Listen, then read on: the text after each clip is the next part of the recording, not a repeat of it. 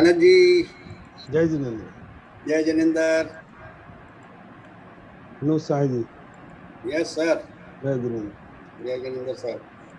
आज का ये प्रोग्राम बहुत अच्छा प्रोग्राम होने वाला है। अच्छा। बहुत एमिनेंट हैं मिस्टर ललित कपूर, अपने आईआईटी के हैं। मैं अभी इंट्रोड्यूस करूंगा उनको। तो it is good for everyone to listen it and get benefited out of it. Good. Okay, I think we are live on YouTube now, so I'll mute everyone.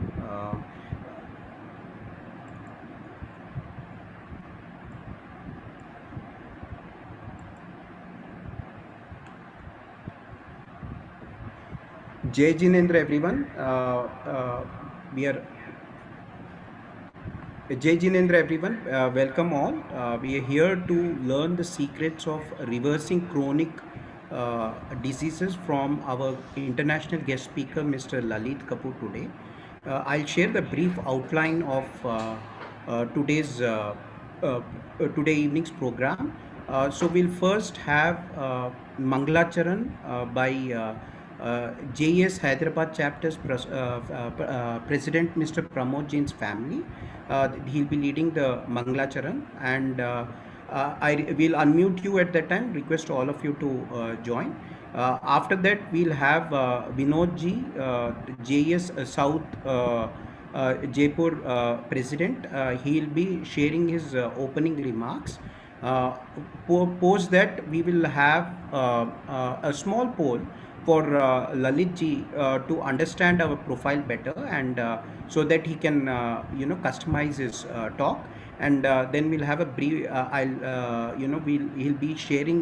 Lalit ji will be sharing the secrets of how we can get rid of chronic diseases, and he'll be speaking for about 60 minutes. Post that, we'll have a 30-minute Q&A session, and I request all to share their questions, put all the questions on the chat window, and you can from the chat window we will select questions, and we have ample time, so we'll want to cover all as many questions as we can. Also, one request on Q&A is today's section is about reversing chronic diseases. I understand that we are going through difficult times with COVID, and you might have a lot of questions on infectious diseases like COVID. Unfortunately, this is not the forum for it, so please do not post any questions on COVID or infectious diseases. Lalit ji will not be answering any questions on that. Finally, at the end, we will have closing remarks from some of our zonal chairs. So I will now request Pramod ji to lead the Mangalacharan.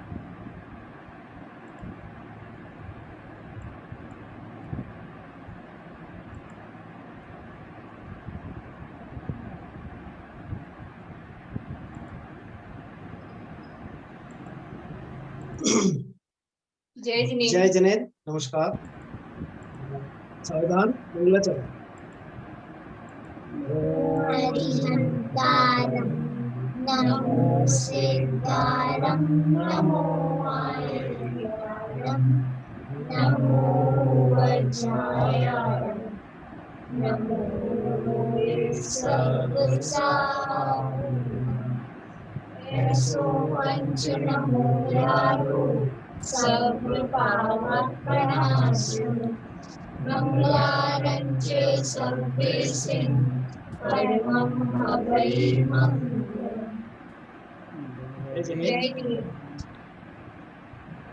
We can start. We are ready to start. Thank you, Pramod ji.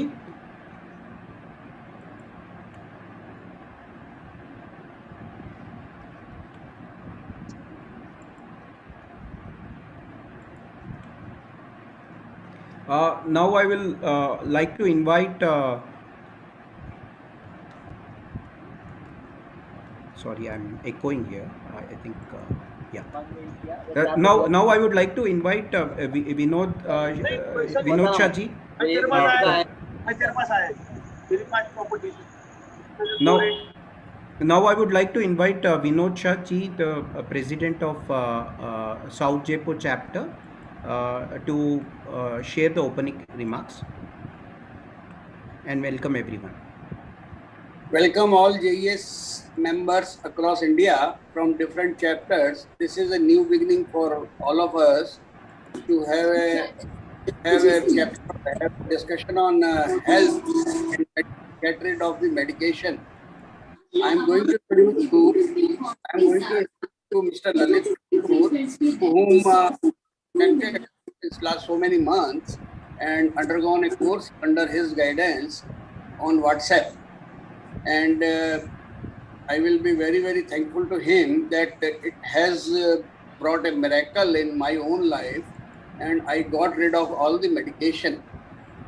He is a IIT Kanpur alumnus, and he has WhatsApp group on all IITs, Pan IITs, major IITs group, to whom he interacts on what he wants to say, which I will not. He will have to share with you.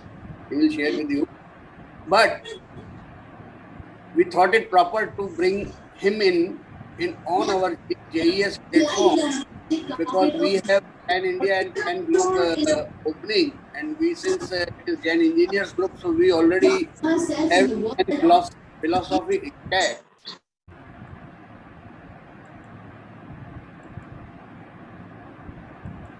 which he will correlate with the what he wants to say.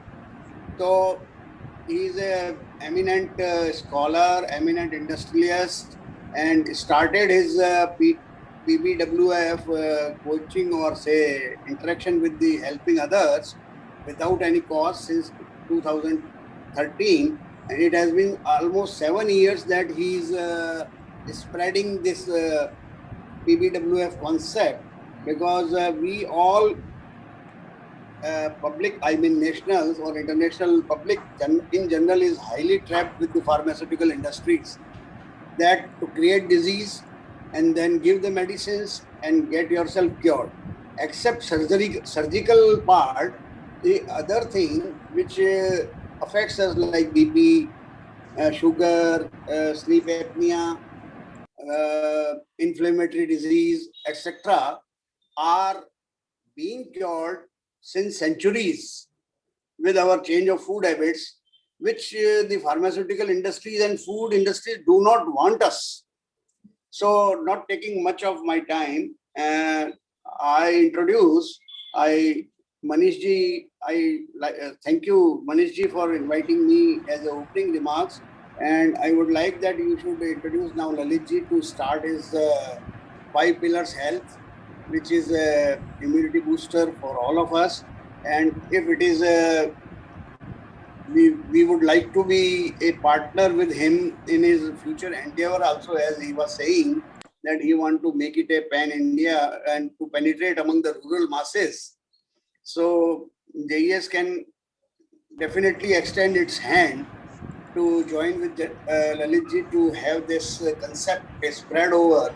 But first, our engineers, who is the core of our strength, and they are and he is also an engineer. So first, our engineers should understand what he is saying and how simple it is. So Manish ji, now I will request you. I will hand over to you to introduce Lalit ji to our Gen engineers groups and forums across the country. They have joined here, so let them be benefited, and let us start. I hand over to you. Thank you, Vinod ji. It is, it's like Vinod ji, I've been a student of Lalit ji, and I have also seen remarkable improvement in my health. I've been able to free myself of blood pressure. I had it for 15 years, and finally I got rid of it. I've also lost quite a lot of weight thanks to, I'm very grateful to Lalit ji. He'll be sharing his secrets shortly. Before that, we would like to do a small poll. I know that we have many users on YouTube as well. So we would like to request you also on the chat window to put it on the comments, and we will have we'll have that information as well. So this is going to be a very short poll of 3 questions. So let me open up the poll.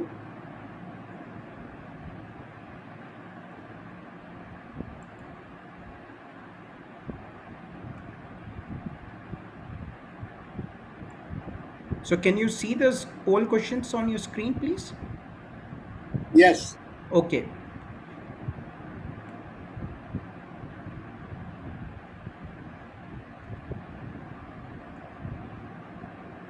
We are seeing the responses coming in.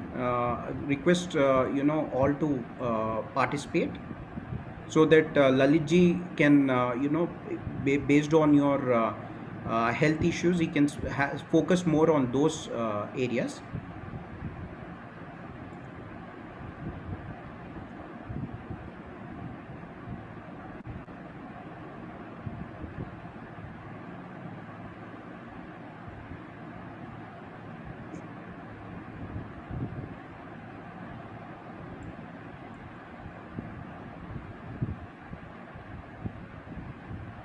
Okay, we got about 50% of people responded so far, 40%.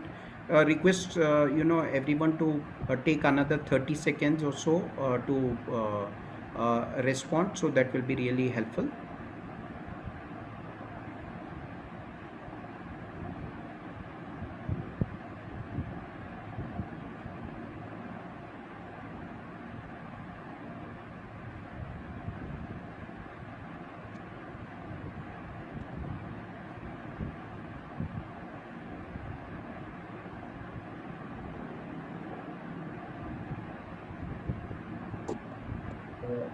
Manish ji, Yeah, Nimish? can you show the poll question on the screen share for a couple of minutes so that people on YouTube can respond? Okay, yeah.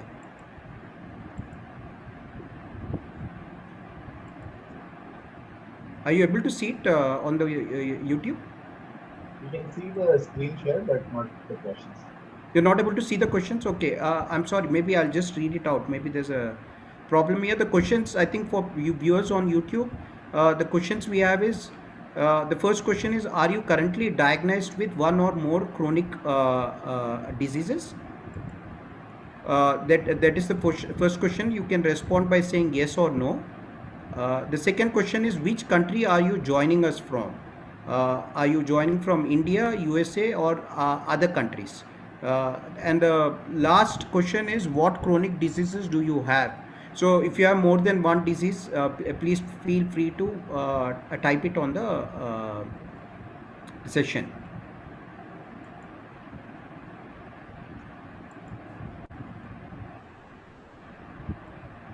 Okay, I think I'll we got quite a few responses. I'll we'll give last 10 seconds, I think, for people to respond, and then we'll end the polling.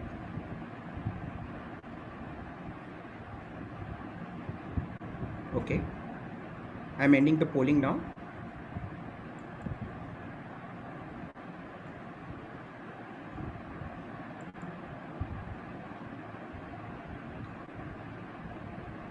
So I think you can see on the screen of all the respondents, I think we have about 61% who have said that they have got some kind of chronic ailment.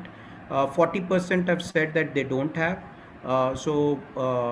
Maybe they should focus on preventive methods from here.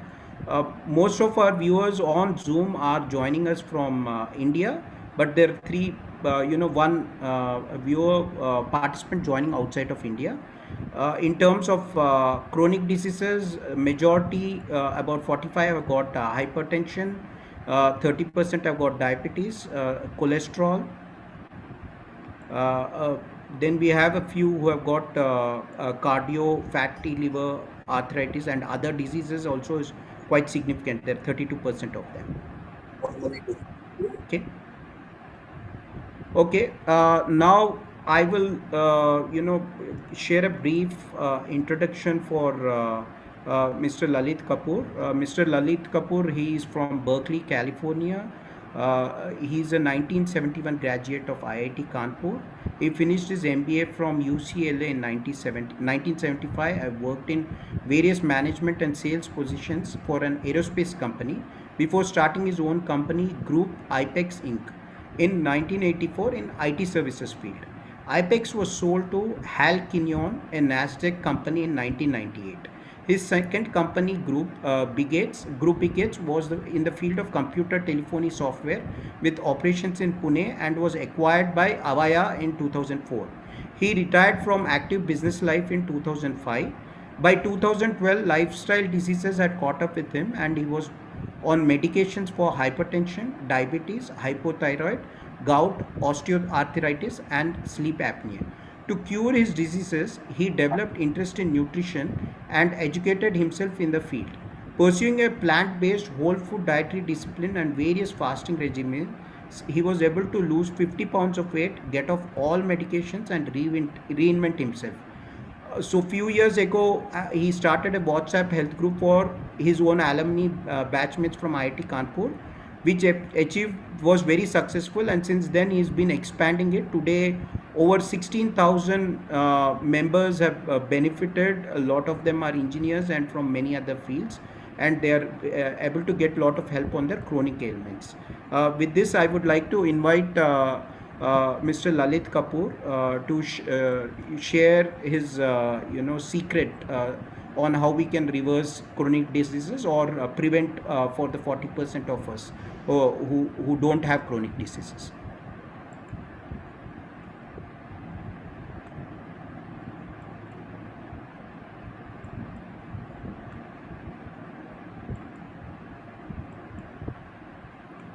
Thank you, Manish, for that generous introduction. I I did cure all my chronic illnesses, and it took me about 18 months. The hardest was diabetes. But part of the problem that it took so long was because my doctor will not let me get off medication, even though my health had improved. And it happens in many illnesses that the guidelines they establish are so tight that it becomes difficult to achieve them. And then there's another group of doctors who are constantly saying that these guidelines are incorrect. There's a realization that has set in now that reducing your markers by excessive medication is more harmful than allowing those markers to rise slightly. So, for hypertension, a lot of doctors try to bring your blood pressure to 120 over 80. Now, there is a whole movement out there, and they have established guidelines that 120 over 80 is not good. If you bring your blood pressure to 120 over 80 with the help of medication, you are hurting yourself.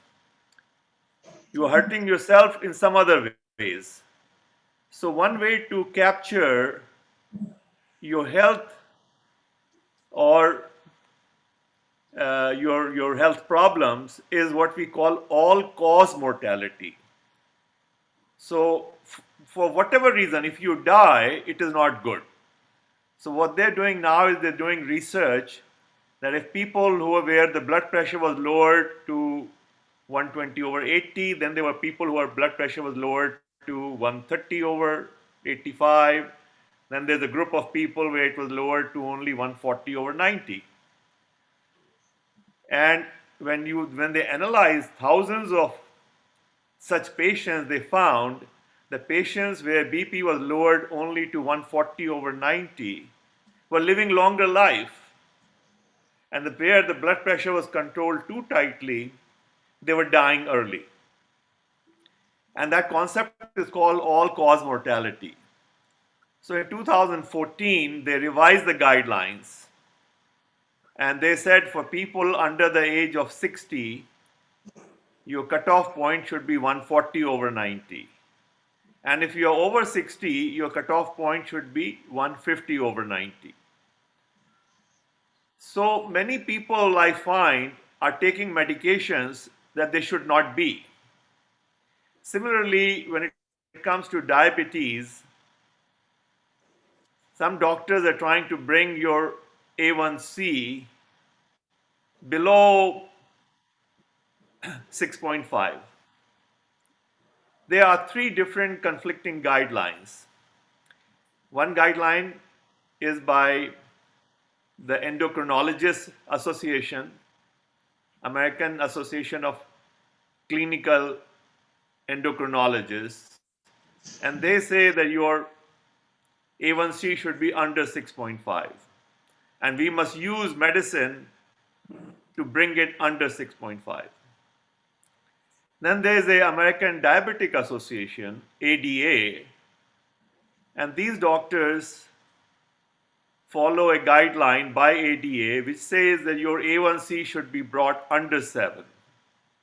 So if it is 6.9, it's okay, 6.95. If it goes above 7, we must lower it by medication. There's a third organization called American College of Physicians, ACP, American College of Physicians. It is the second largest organization of doctors in America. And they came up with their guideline, revised guideline, in March of 2018. And their guideline says that all you need to do is just bring it under 8.0. And if you are bringing it under 7, you are hurting yourself. So anything between 7 and 8.0 is fine. Now, obviously, if 8.0 is fine, why would you want to maintain it at 7.0? Because medications, all medications have side effects. There are few side effects, they are written on the back of medication pack. There may be 3 or 4 written there. But believe me, if they are written 3 or 4, there are probably another 16 or 17 that they were able to get away with. No medicine pharma company wants too many side effects on the back of their medication. People will be scared, they won't buy them. So they try to persuade the authorities which approve the drugs in such a way that only minimum and the worst offenders are mentioned, others are not mentioned. So the rule of thumb that one should follow is that I must get off medication because this medication is hurting me in ways I do not know. And generally, people live healthy life. In young age, if you catch an illness, you go take some medication, some antibiotic, and you are cured within a week. You get infection, you get cured. 100 years ago, catching infections were our biggest problems. You know, cholera and smallpox, measles, all kinds of problems. They were mostly infectious problems. And then they invented antibiotic medication, which worked great. So people who were suffering from any of these infectious diseases took a pill for 5 days or 7 days, and disease was gone. So this had an effect on our human psyche. And we developed this thinking, when ill, take a pill. Now, after the Second World War, when economies of the world improved because they were depressed due to war, people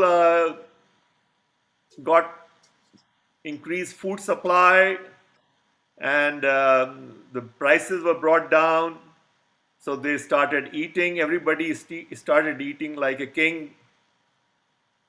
And when they started eating like a king, they started developing diseases like a king. If you look at Renaissance paintings, you see these kings who are suffering from gout problem. Gout is a problem of excessive consumption of meat, as simple as that. So when people started suffering from rich man's diseases, diabetes is also used to be a rich man's disease 50 years ago. Now every seventh or eighth person is getting diabetes because the food has become cheaper. The food expense, the food expense as a percentage of your income has been declining from after Second World War.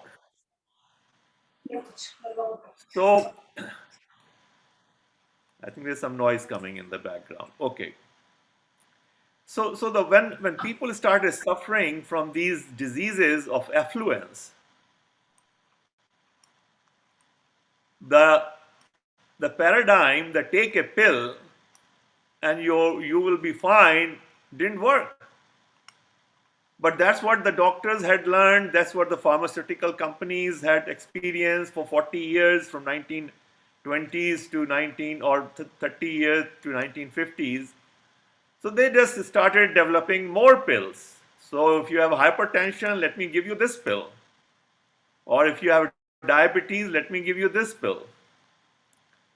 Now, unfortunately, doctors are not taught in their medical colleges anything about nutrition. They don't attend even a single course on nutrition.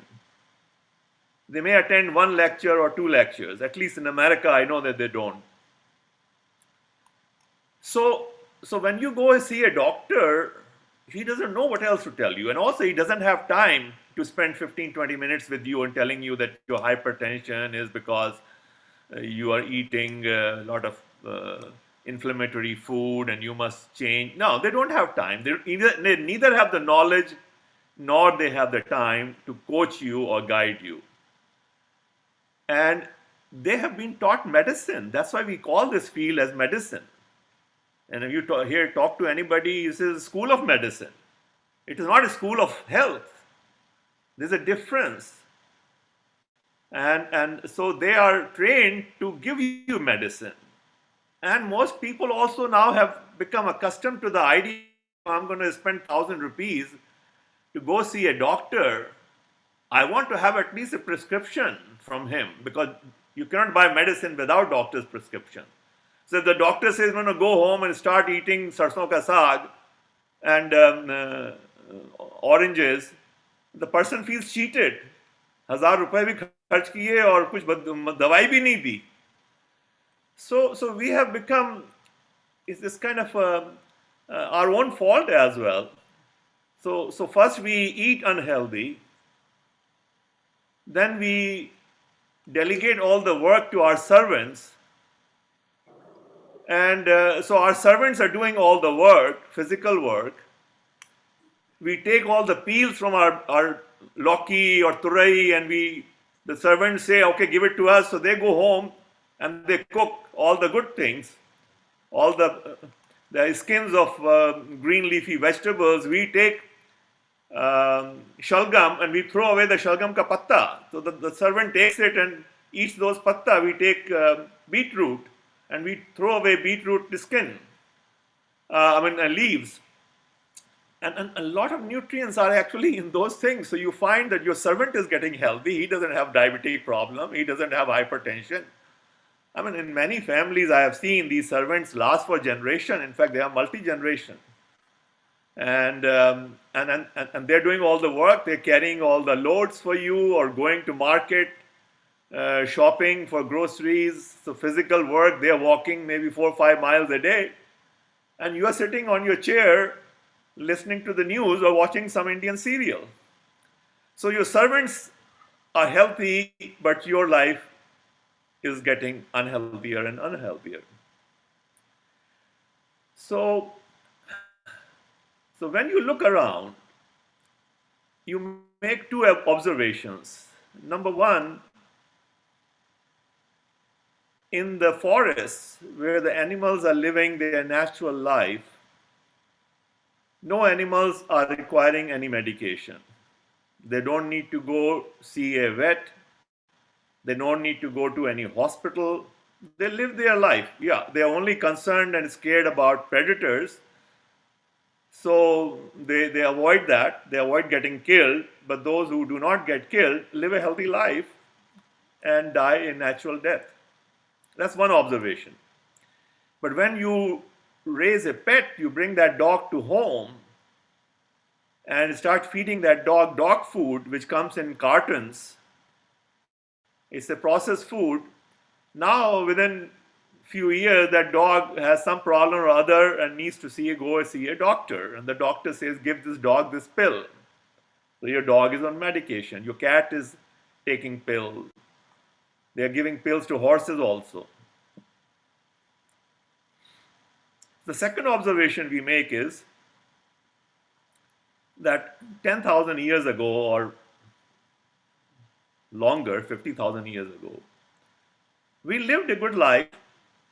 Yeah, maybe we developed some infectious disease, but besides that, we lived a fairly good life. Yeah, there were a lot of deaths during delivery time or in childhood ages. So our average lifespan was less, but those who were able to avoid those issues at birth and those infectious diseases lived a healthy life. They didn't have much issues. So with these two observations, one can conclude, and so did I thought that, okay, it makes sense to me. And there's a group of doctors in America for last 2 decades who have been pushing this idea. These are senior doctors who have come to realization that somewhere the medical science has gone haywire. Yes, for infectious diseases, antibiotics worked well, but now the doctor gives antibiotics to everybody, and it causes havoc because antibiotics go and kill the bacteria in your stomach. They have now learned that human body has 30 trillion cells, but human gut is a host to another 40 trillion cells. And these bacteria and virus and fungi which are in your colon, in your intestines, they're doing a lot of work for you. When you eat any fibrous food, the fibers go to colon because they're not digested, and the colons are fed on those fibers. They love those fibers, and they actually create vitamins for you. Now they call a gut as your second brain, and there is a direct communication link between your gut and your brain, which gives credence to this whole concept that I have a gut feeling. People talk about, I have a gut feeling. The gut is very important. All right, so I will talk about today how we can, by changing our diet and lifestyle, get rid of these diseases. I mean, if the cause of the disease is diet and lifestyle, just change it. Change your diet and change your lifestyle, and disease goes away. Every human being is like having all the expert doctors inside you. And these doctors are deciding every second what chemical reactions should take place in your body. You eat something, and within seconds, the body knows what to do with it. Okay. So even when the food just touches your tongue, if you take a sugar and sugar touches your tongue, your pancreas go into operation and release insulin, and many other reactions happen. Okay. Now, one problem with science is the science is not perfect. Every time you have a new discovery, it shows you that what you knew till yesterday was flawed, because today you know more. So there are two types of people. Some people, when they do a new discovery, they go through this eureka moment. Ha ha, now I know everything. Till yesterday, I didn't know everything, but today I know everything. There's another set of people, wiser people. When they have a discovery, they realize it's another proof of how little I know. So there's a proverb, a fool thinks he knows it all, and a wise thinks he knows nothing, because he realizes that what I know today is so little compared to what is there to be known, that it humbles him. And the problem with doctors and pharma companies is they are in the first group. When they come up with a new medication, they say, ha ha, now we have the solution. They've been trying to find solution for cancer for 50 years, and they haven't found solution. Okay. So doctors, when you go see a doctor, and generally at the age of 50, at least that's where it used to be, now it's happening earlier, doctor examines you and says, okay, your blood pressure is high, take this medicine. And so you ask the doctor a question, how long should I take it? Because till that time, you have been used to taking medicine for maybe 5 days or 7 days. So you think, okay, I'll probably take it for 7 days. Then doctor looks at you, smiles, and says, no, no, no, no. You'll have to take it the rest of your life. And it's shocking to you. Then another year, 2, 52, 53, you go see a doctor because you are having frequent urination, and doctor examines you and says, oh, your blood sugar is high now. So he gives you another pill, metformin, that please take this pill. You ask how long? Oh, no, no, no, you will have to take it the rest of your life. Then while he's doing that examination, he also does your blood test. And you does blood test, say, oh, your cholesterol is high. You might as well take this statin drug also. So now you are on 3 medications within 2-3 years. And it keeps building.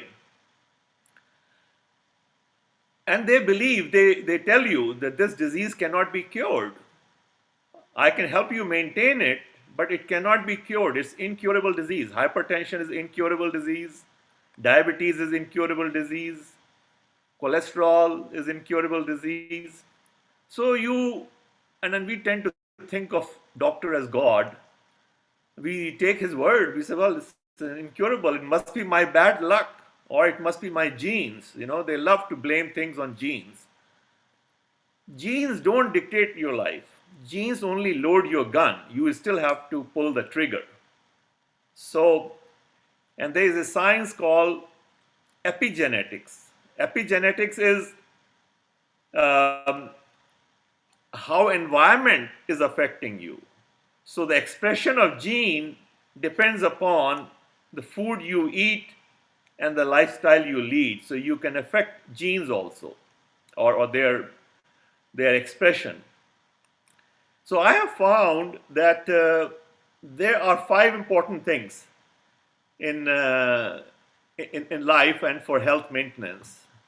And before I go to that, I'd like to share some slide here, because a lot of people go work out and think that working out may be the solution. So we'll start with this slide presentation, and we'll share a couple of testimonials. Let's go to the next slide. Okay. So here's a testimonial from Ravinder Sethi. He is 65 years old. He joined my group on 1st of February.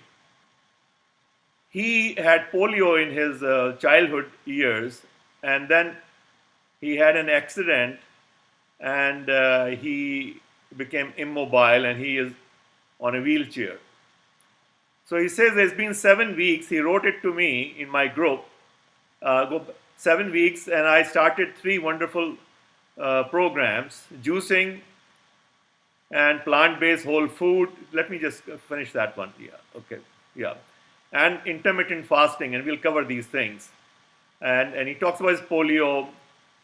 he had diabetes, he had hypertension, and he was on cholesterol medication. And in 7 weeks, he's writing, I am off my metformin pills, my A1C has come down to 6.7, and blood pressure is under control, and he lost 11 pounds. This happened in 7 weeks. Another one is Saikit Maiti, 44-year-old, and he used to enjoy his food, a lot of Haldiram snacks and eggs and dairy. His blood sugar was high, his A1C was 8.7, and once he changed, his A1C came down to 6.9 and he lost 20 pounds. Okay, so I have hundreds of these testimonials. Everybody gets cured, everybody who follows. Okay, so we'll talk about what the diet you need to do for diet and lifestyle to achieve such results. Okay, so let's go to the next slide. This is our today's presentation's outline. We'll talk about various myths about nutrition and health. We'll talk about the 5 important things, which I call 5 pillars of health. Maybe we'll discuss a little bit about the nexus of food, pharma, and healthcare industries, and maybe some more testimonials, depending upon time. Then we'll take question and answer. So let's talk about myths on food. Okay, so I have picked 5 of these myths. We have limited amount of time, so can't cover everything. The first myth out there is that you must eat everything in moderation. This is wrong thinking, because when you eat everything in moderation, you get disease in moderation.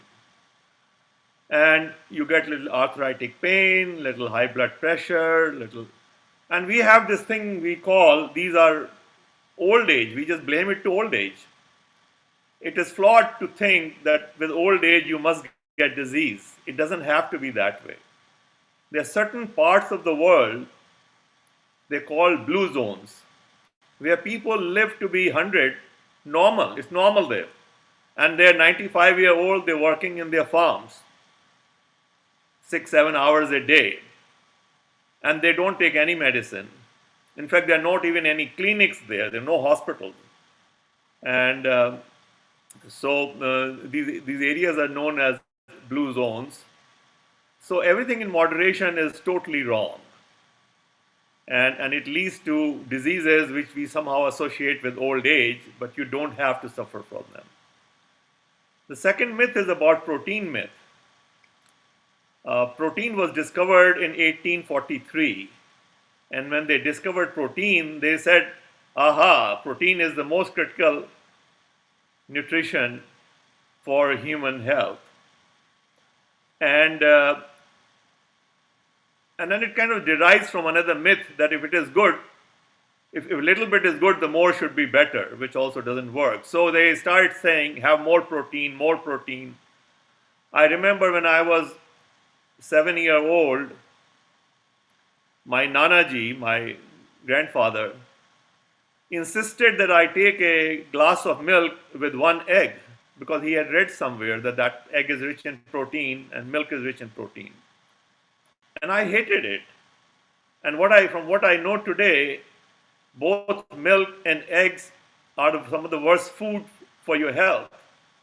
But this myth is being propagated by meat industry, dairy industry, fisheries industry, poultry industry. It's a myth. When a newborn child is fed by his mother and she nurses him, now you can imagine that the nature created that food for the child for first 6 months or a year.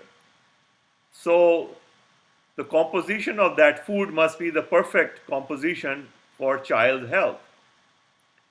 Now these are fast growing years. A child of 7-8 pounds becomes 14, 15 pounds within 3 months. But mother's milk has only 5 to 6% protein. So why did nature make only 6% protein? the research now has shown that that's all we need. Protein we need needs to be 5 to 6%. US government established that guideline in 1947 that minimum recommended daily allowance for protein is 5 to 6%. This is by calories, so 5 to 6% of the total calories should come from protein.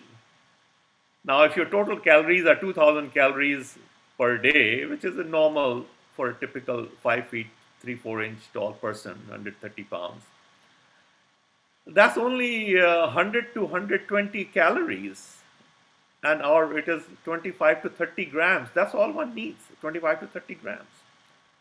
And then at the guideline time, they said, okay, because there was a whole psyche was that we must make sure that we don't underfeed protein. They said we recommend 8 to 10%. Okay, 5 to 6 is minimum, but try to get 8 to 10%.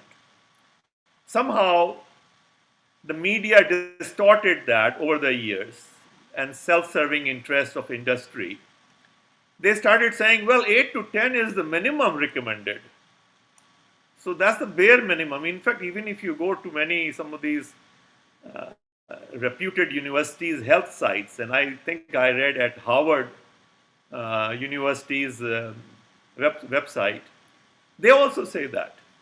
The 8 to 10% is minimum. We used to try to get 20%, 25%. Some go as high as saying you should try to get 1/3 of your calories from protein.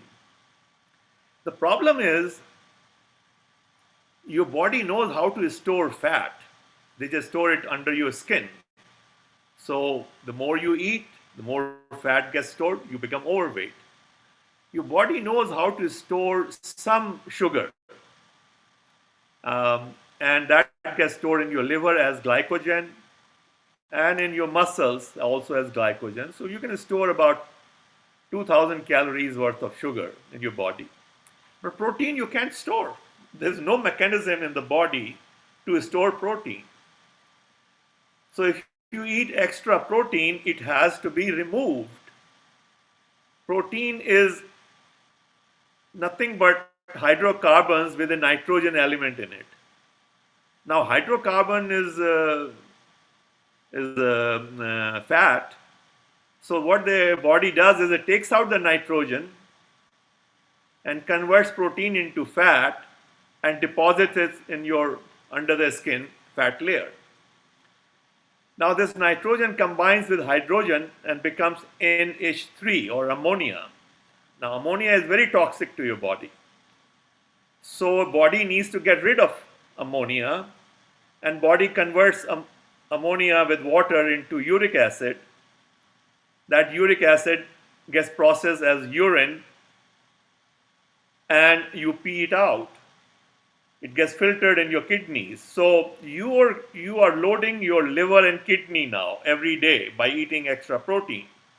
The liver has to function more because liver is the chemical factory in your body. It's changing all the chemical reactions are going on. It's changing protein into fat and uric acid. Kidney is filtering that uric acid. So you are peeing it out. And you're eating eggs with one hand, and then after 3 hours, all that extra protein that has gone in gets converted into uric acid, and you go pee it out. So you are finding now that people are getting more and more liver and kidney diseases because all their life they have been told to eat more protein, and by the time you are 55, 60-year-old, your kidney begins to fail. You go on a dialysis machine. Dialysis is one of the most rapidly growing industry. You go to in America, you go to any small mall, and you will see Vikram Yoga or nail care, hair cutting salon, and a dialysis center. Because more and more people need dialysis. And the reason is because they have been eating extra protein all their life. And the second reason is that they've been eating a lot of medications all their life. All medications also get processed in your liver, because that's the chemical factory, and gets peed out through your kidney. So big problem for kidney and liver diseases is excessive consumption of protein and medications. So we'll go to the next slide. No, not next slide. The calcium. There's another myth is that you need calcium, and if you don't drink dairy, you will not get calcium because dairy is the best source of calcium. It is flawed. First of all, for strong bones, you don't need calcium. Calcium is like a chalk with which we write on the blackboard. It's very brittle. It just cracks like that. For strong bones, you need a stronger structure inside the bone. And this structure is made with protein and becomes stronger when you put pressure on the bone. So if you work out in the gym or at your home doing push-ups, pull-ups, sit-ups, your bones will become stronger. And all the green leafy vegetables that you eat, they are full of calcium. So you don't need dairy for calcium. Just eat your plant-based food and you get plenty of calcium. The fourth myth I want to talk about is exercise myth. It's very common among younger generation. They go to gym, they work out for 2 hours every day, they go running, and they feel that nothing bad can happen to me. I'm working out. They think working out is the solution for health problems. It is totally wrong. In reality, diet and absence of food and absence of food together account for about 80% of your health. By absence of food, I mean fasting, the days when you don't eat food. It accounts for 80% of your health. Everything else accounts for 20%. Okay. So exercise myth is hurting people. They don't realize, and then all of a sudden at the age of 43, somebody gets a heart attack and say, oh, he was perfectly fine. He was running marathons till last week. I don't know what happened. Well, what happened is because he was eating unhealthy food and he was developing clogs in his arteries and he got heart attack. Half the people who get heart attack for the first time had blood chemistry which is very normal, low cholesterol, no problem, no high BP or anything like that. They just get cold turkey, they get heart attack. The last item on this I want to share is the better safe than sorry. It's a myth. People take a pill and say, well, I think it's better to be safe, and so I'm going to just take a tiny pill, and every morning when I get up, I just take a pill, and before going to bed, I take a pill. It's a myth because for many people that pill is not needed. I discussed that earlier in the talk, that the guidelines are obsolete, and those guidelines are causing more people to take pills. So a lot of my members, even when they get cured or their blood chemistry improves, cholesterol goes down, and their blood pressure goes down, so they still keep saying, no, for the safety's sake, I'll keep taking a pill. The thing is the other way around. Pill is causing you more harm than slightly higher blood pressure, then slightly higher cholesterol. That pill is causing more harm, and it is causing harm that you don't know how it is causing harm. All patients or most patients of diabetes develop heart diseases because diabetic medication sooner or later causes heart problems. I was taking diabetic medication, Avendia, and then they found out that Avendia is causing heart problems, so my doctor had to stop Avendia and change it to another medication called Actos. 3 years later, we found out that Actos is also causing heart problems. And anyway, by that time, I had then decided to change my diet, and I dropped both medications. So medications are causing more harms, and one must try, and one's goal should be to get off medication as soon as possible. Let's go to the next slide. So these are the 5 important pillars of health: food, detoxification, physical activity, emotional support, and spiritual balance. They all are important. We'll focus on food first. Let's move to the next slide. Next slide. Okay, yeah. So in food, so the question is, what should one eat? When should one eat? When is very important. Um, how to eat it, and how much to eat, and then why. Now, in an introductory talk, we don't get time to talk about why because it's a separate subject. But we'll see what we can talk. Let's move to the next slide. Okay, what to eat. So, number one, we must avoid animal food. We evolved eating mostly plant-based food. The the poop analysis of paleo people shows that their food consisted 95% plant-based, and animal food was less than 5%. So, and in those days, probably they got more fish because there were a lot of rivers which the fish was easily available. In earlier years, before we had our tools to kill animals, bow and arrows, we weren't so strong to actually catch up with the animals and kill them. We were more of scavengers. And if there was a tiger hunt sitting there and tiger had left, we may go and grab that, a little bit of leftover food, and eat that. So we evolved eating plant-based food, and we need to avoid all animal food. That includes no dairy and any dairy products, yogurt, cheese, paneer, they all should be avoided. Second is that we must avoid refined food or highly processed food, things which we were not able to do 10,000 years ago. So you should eat peanuts but not peanut oil. You should eat mustard seeds. You should eat food in as much of a natural form. You should eat sugar cane, not refined sugar that's made from sugar cane. So oil and sugar is to be avoided. Also avoid maida, eat whole wheat flour. Eat from all 5 food groups: vegetables, fruits, nuts and seeds, beans and legumes, which is your dals and chana, rajma, and grains. Eat all grains. Now I notice in India a lot of discussion. They focus on the small things.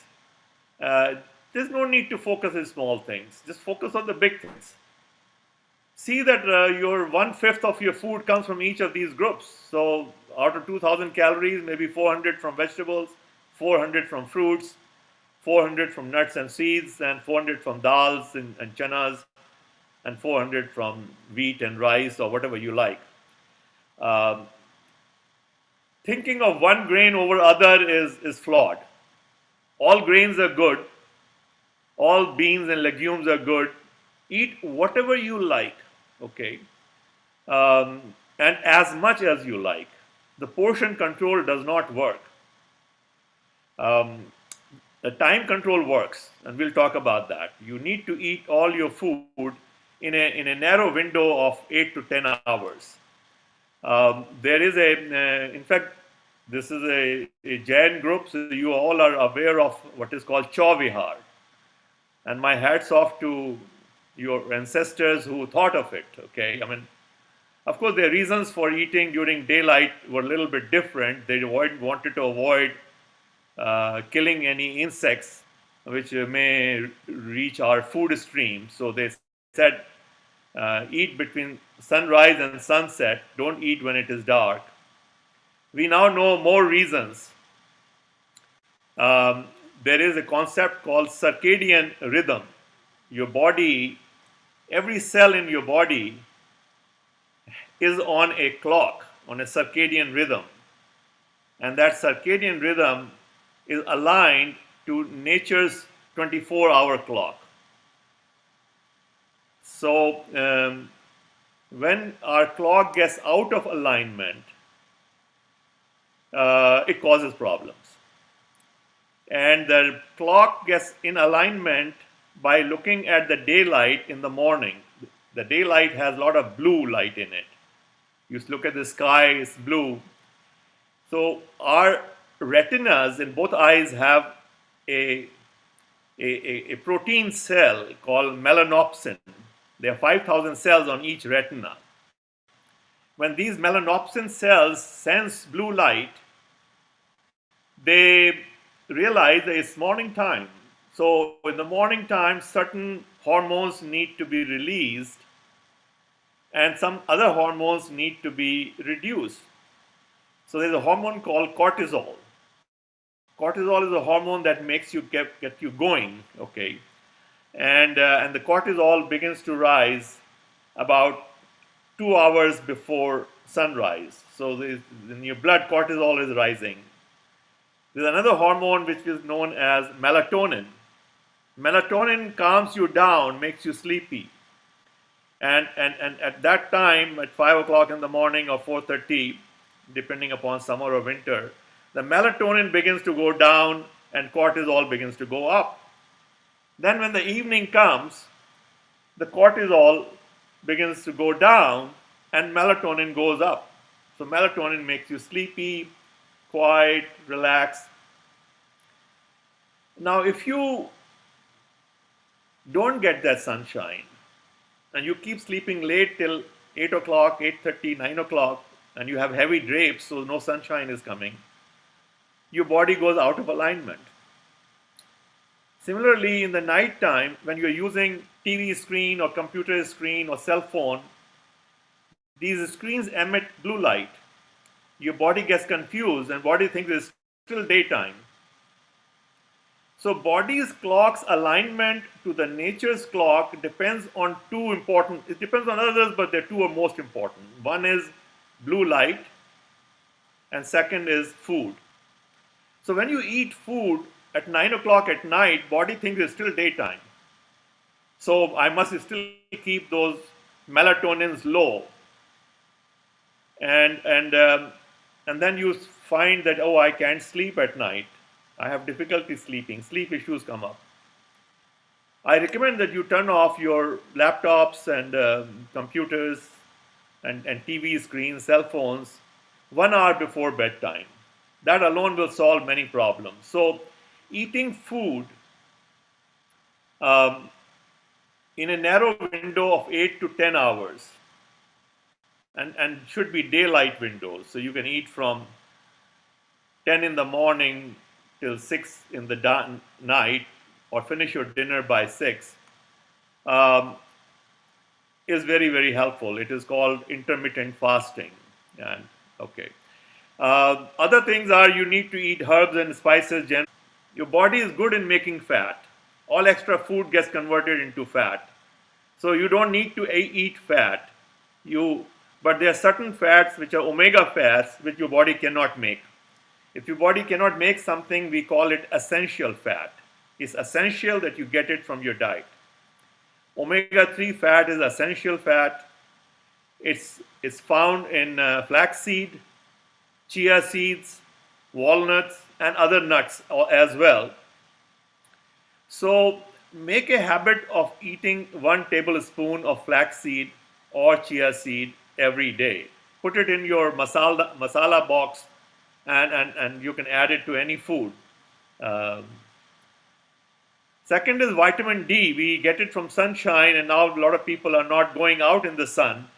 So many people become vitamin D deficient by the time they are 40, 45. You must get your blood checked to know where your vitamin D level is. And instead of taking supplements, which are controversial, you need to get some sunshine 10-15 minutes every day.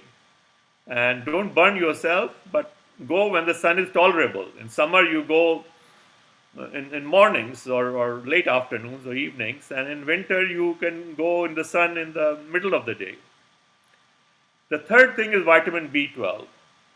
We used to get B12 from fresh water supply, from rivers and wells.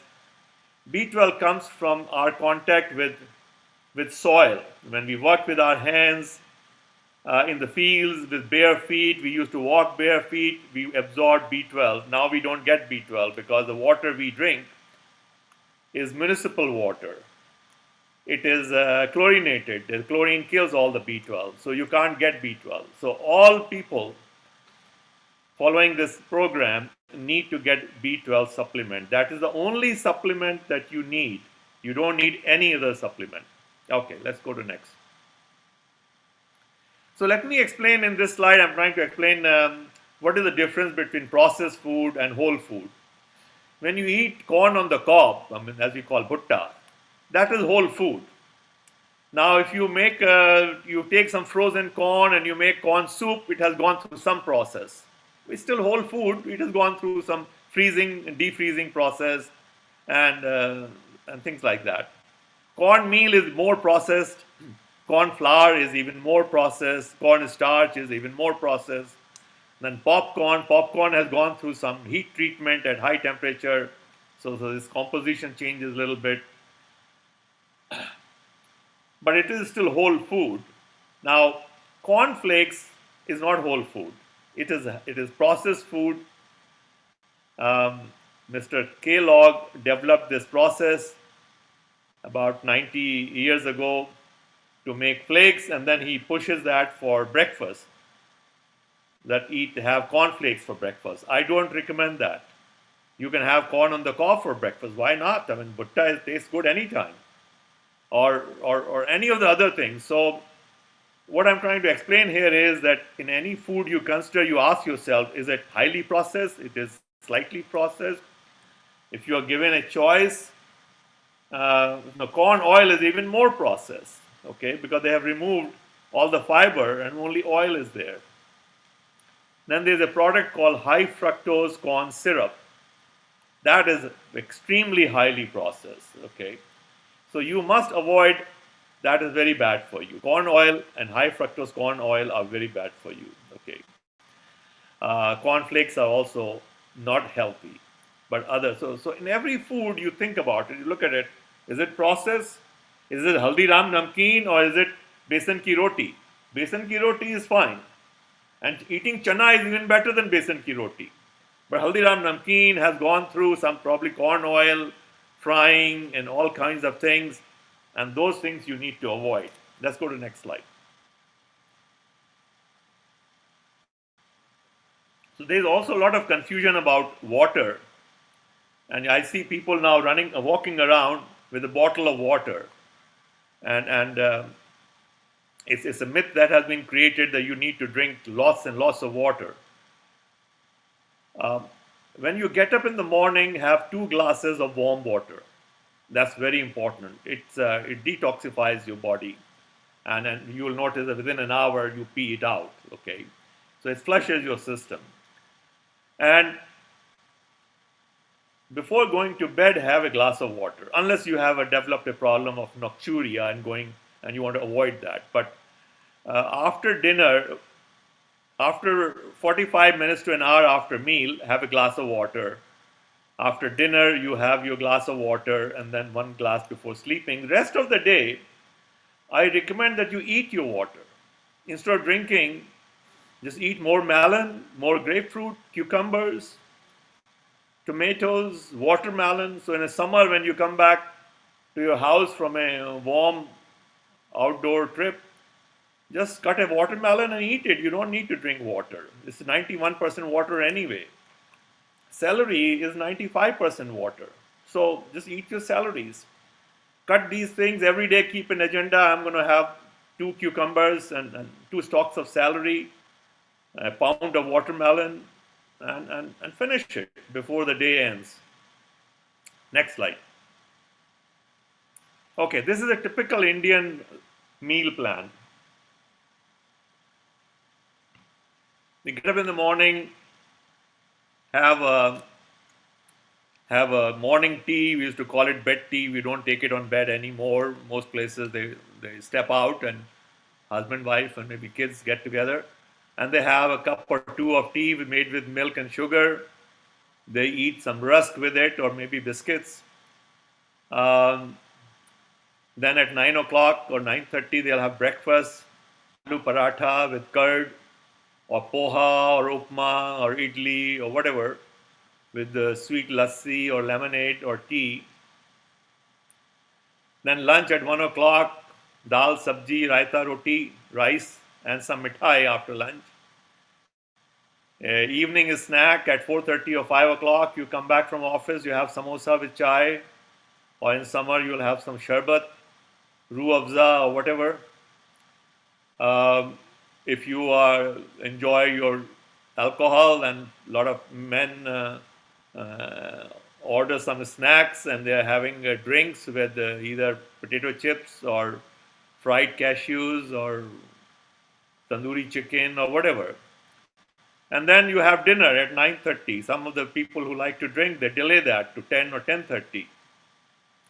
And you'll have your chole, curried vegetable, dry vegetable, raita, roti, and some mithai.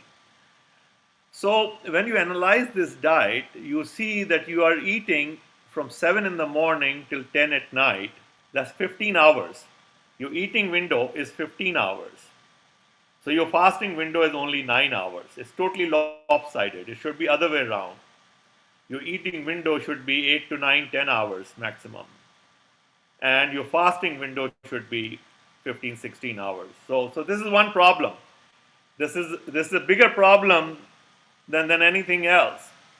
On the side, I'm showing you that how you are getting most of your calories from three things here: ghee, oil, sugar, and dairy.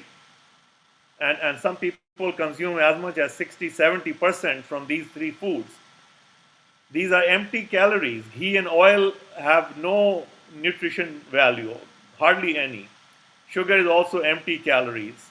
And dairy actually is more harmful. So 2/3 of your daily food is coming from harmful foods or not providing any nutrition. If only we could just swap that. Once you cut out ghee and oil and sugar and replace it with fruits and vegetables and nuts and seeds, all of a sudden your body is flooded with nutrition. Okay, we'll go to the next slide.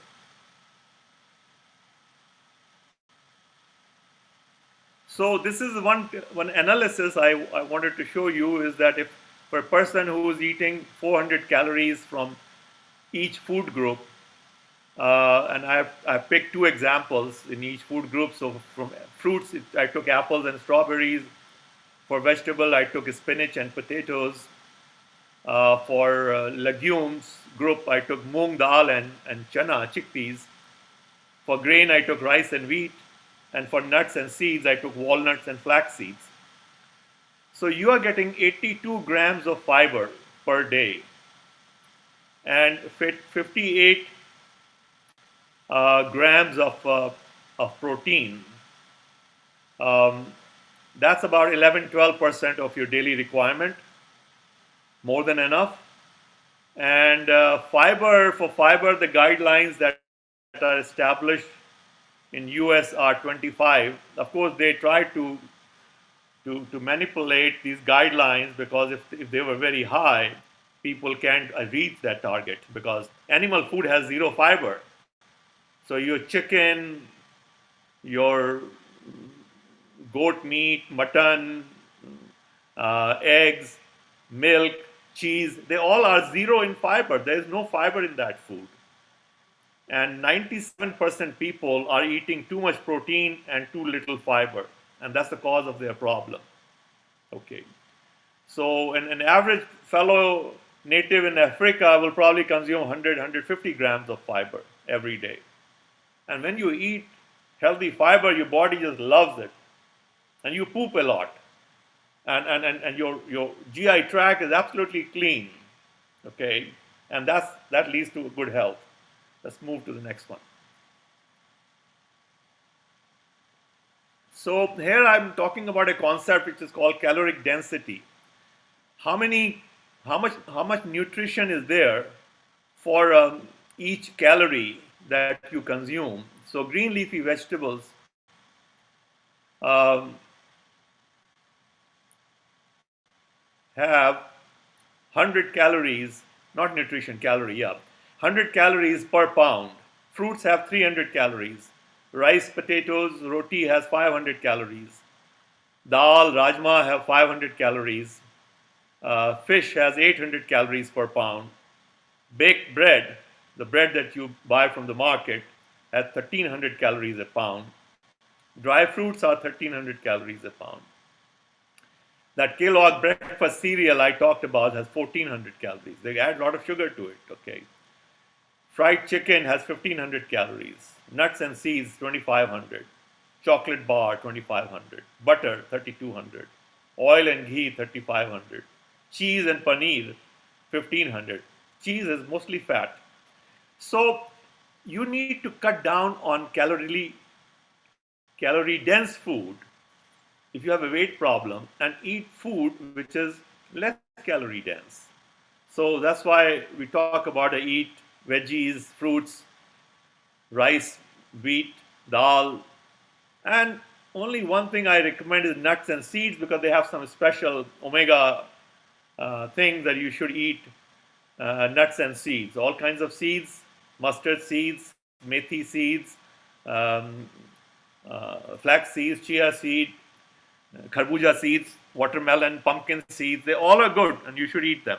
Okay, we'll move to the next slide.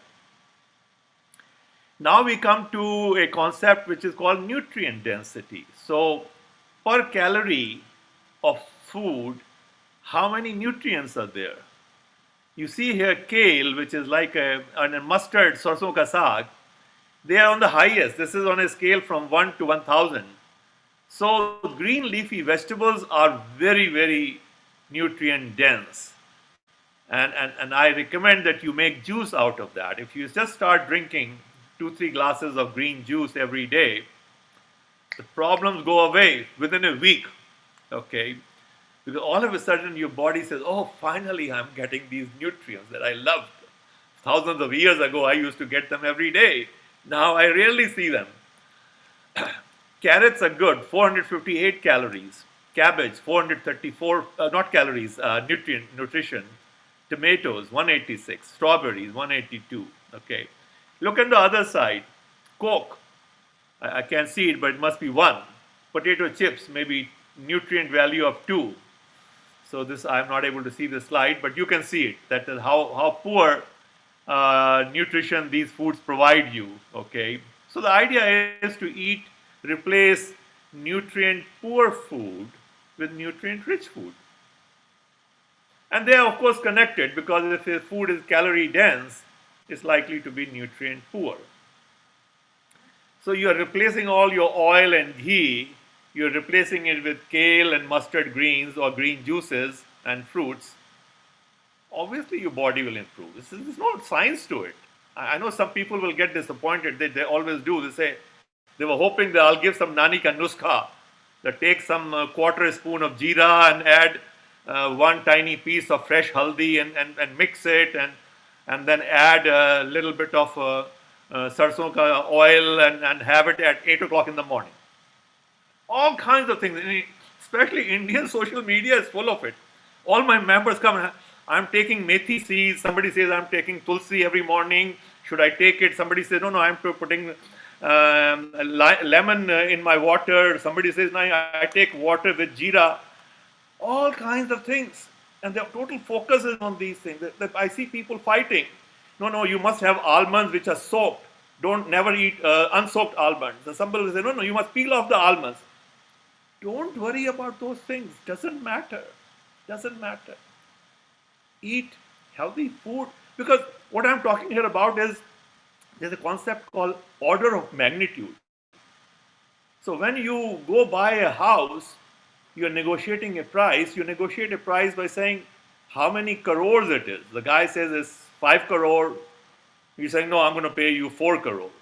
Or maybe, okay, 5.5 crore and I'm going to offer. You don't say how many rupees are in the end. It's not 5 crore, 39 lakh, 70,536 rupees, 50 paisa. You don't worry about paisa. You don't worry about rupees. You don't worry about even thousands of rupees. You worry about crores and lakhs. When you buy your car, you worry about, okay, lakhs and thousands. If the guy says it's 50 rupees, you don't hassle about that. Similarly, when you're trying to improve your health from where it is, which is very bad, okay? I mean, even those 40% people who are not on medication, you are not healthy. You're just waiting. The disease is on a continuum. It doesn't that you always, it's not a step curve. There, oh, now I have a disease. Now I have a disease. It's a continuous curve. Okay, it's like a S curve. So in that S curve, the straight line, you can move up and down. Once you reach the curve point, you need medication. That's when the doctors give you medication. So you all need to follow what I'm talking here, and you will get so much energy. People begin to report to me within a week that I have so much energy. I could never walk. People, I mean, in my own case, my limit of walking typically was 4 miles. On a Saturday, I would go walk 4 miles. Then I started noticing that I was able to walk 5 miles. It became 6, 7, 8. I mean, I did my half marathon, which is 13.1 mile, at the age of 69. I had never walked that much. My maximum was 11 miles at the age of 31. Then I developed cancer and I couldn't continue with long distance walking. But people are reporting to me at the age of 75 that they're doing 10-mile walk. You will realize that you will not get tired anymore once you follow this diet. Whole day you will be full of energy. Okay, let's go to the next slide. How much to eat? Okay, so there is some minimum I recommend. 1% of your body weight in fruits. So if you are 150 pounds, eat 1.5 pound fruit minimum. You can eat 2, 3, 4 pounds. No restriction. Minimum 1% of your body weight in vegetables. Again, to eat 1.5 pound of vegetables, half of which should be green leafy. Now this is for people to maintain good health. So if you are sick, you're trying to reverse a disease, just change this from 1% to 2%. So I recommend, if you're trying to reverse a disease, I recommend 3 glasses of green juice. And each glass of green juice typically requires 1 pound of vegetables. So you're eating 3 pounds of green leafy vegetables per day. On flaxseed, minimum 1 ounce total in flaxseed, chia seed, walnut combined. That's for your omega-3. Okay. Besides that, you can have cashews and pistachios and all kinds of everything. They all are good, and there's no limit to how much you can eat, no upper limit. Vitamin B12, get some doctor to give you, well, you don't need prescription, just get some supplements and have either 50 to 100 microgram per day or 2000 microgram once a week. Now, for people who are healthy, I allow them 2 teaspoons of sugar per day and 2 teaspoons of oil or ghee per day. And in oil and ghee, I normally recommend mustard oil because mustard oil is rich in omega-3. All other oils are not rich, and they are rich in omega-6. Omega-6 causes problems. Omega-3 is anti-inflammatory. Omega-6 is inflammatory. So you have a budget of 2 teaspoons of sugar per day and 2 teaspoons of oil. There's no other restriction. Eat whatever you like and as much as you like. But you must eat it within the narrow eating window of 8 to 10 hours. So the instructions are very simple. Let's skip the next slide. How to eat. Eat your fruits fresh and vegetables, salad vegetables, raw, uncooked. You can juice them.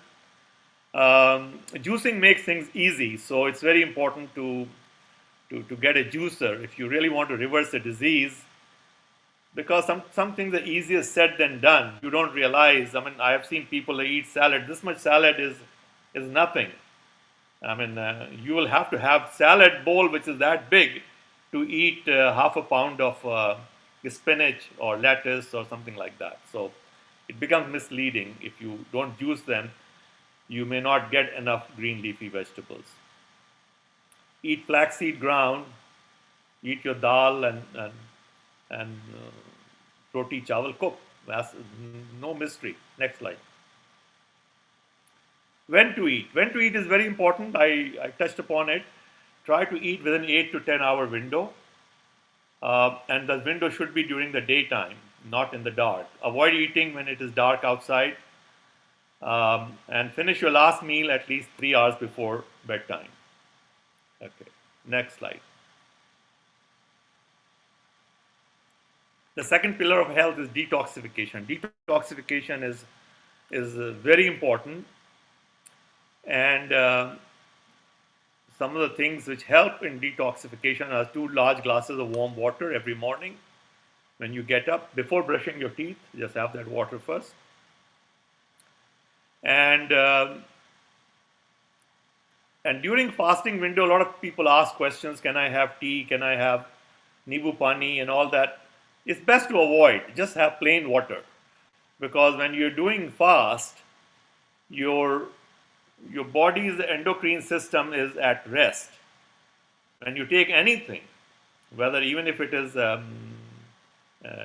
haldi water or something, it leads to the stomach releasing digestive acids, and you don't want to do that. The best is to give body complete rest. So it becomes 16-hour fast every day, 8-hour eating window. Every 2 weeks, you should try to do what in our culture is known as Ekadashi fast, which they recommend doing it on 11th day of the moon. You don't have to follow 11th day strictly. You can do it, set your routine, and every 2 weeks, you can make it every second Monday. Do a water fast. Have only water. After dinner, skip the next whole day, and then the following day have your normal breakfast. So it's as simple as that.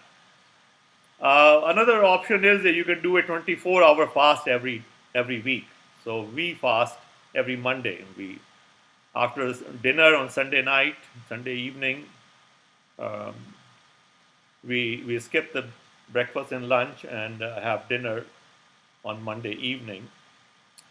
The research had shown, and it is actually 50, 60-year-old research, that when a group of mice was forcibly fasted for 1 day a week, their life span increased by 50%.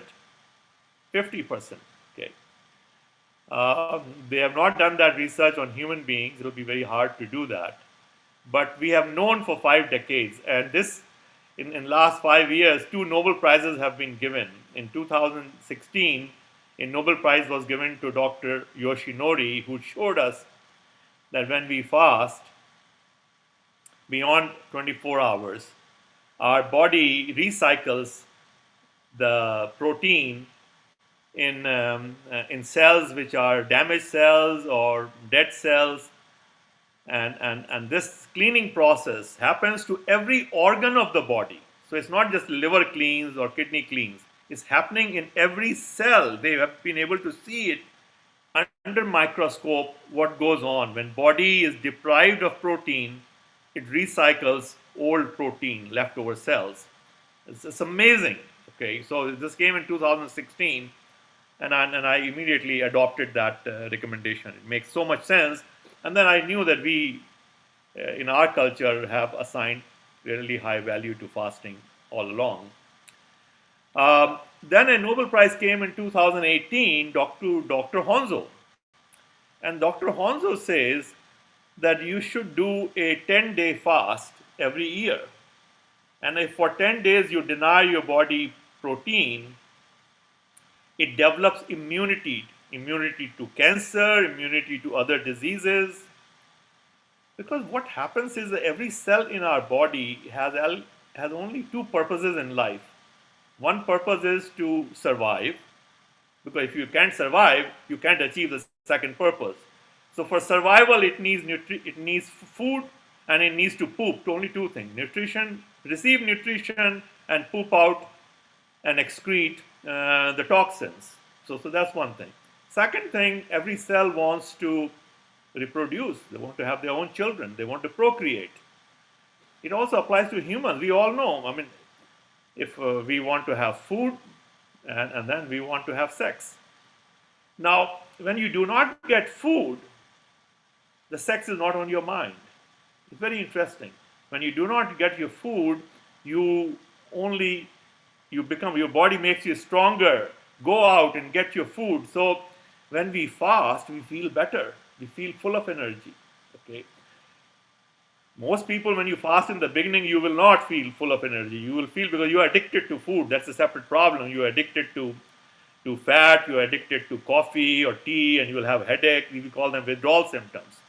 But after 3 6 months of practice, once you start doing it every day, every week, or every 2 weeks, fasting is a great day. Fasting makes your brain work faster, more intelligently. When Gandhi used to fast, he was able to establish his strategies much more clearly.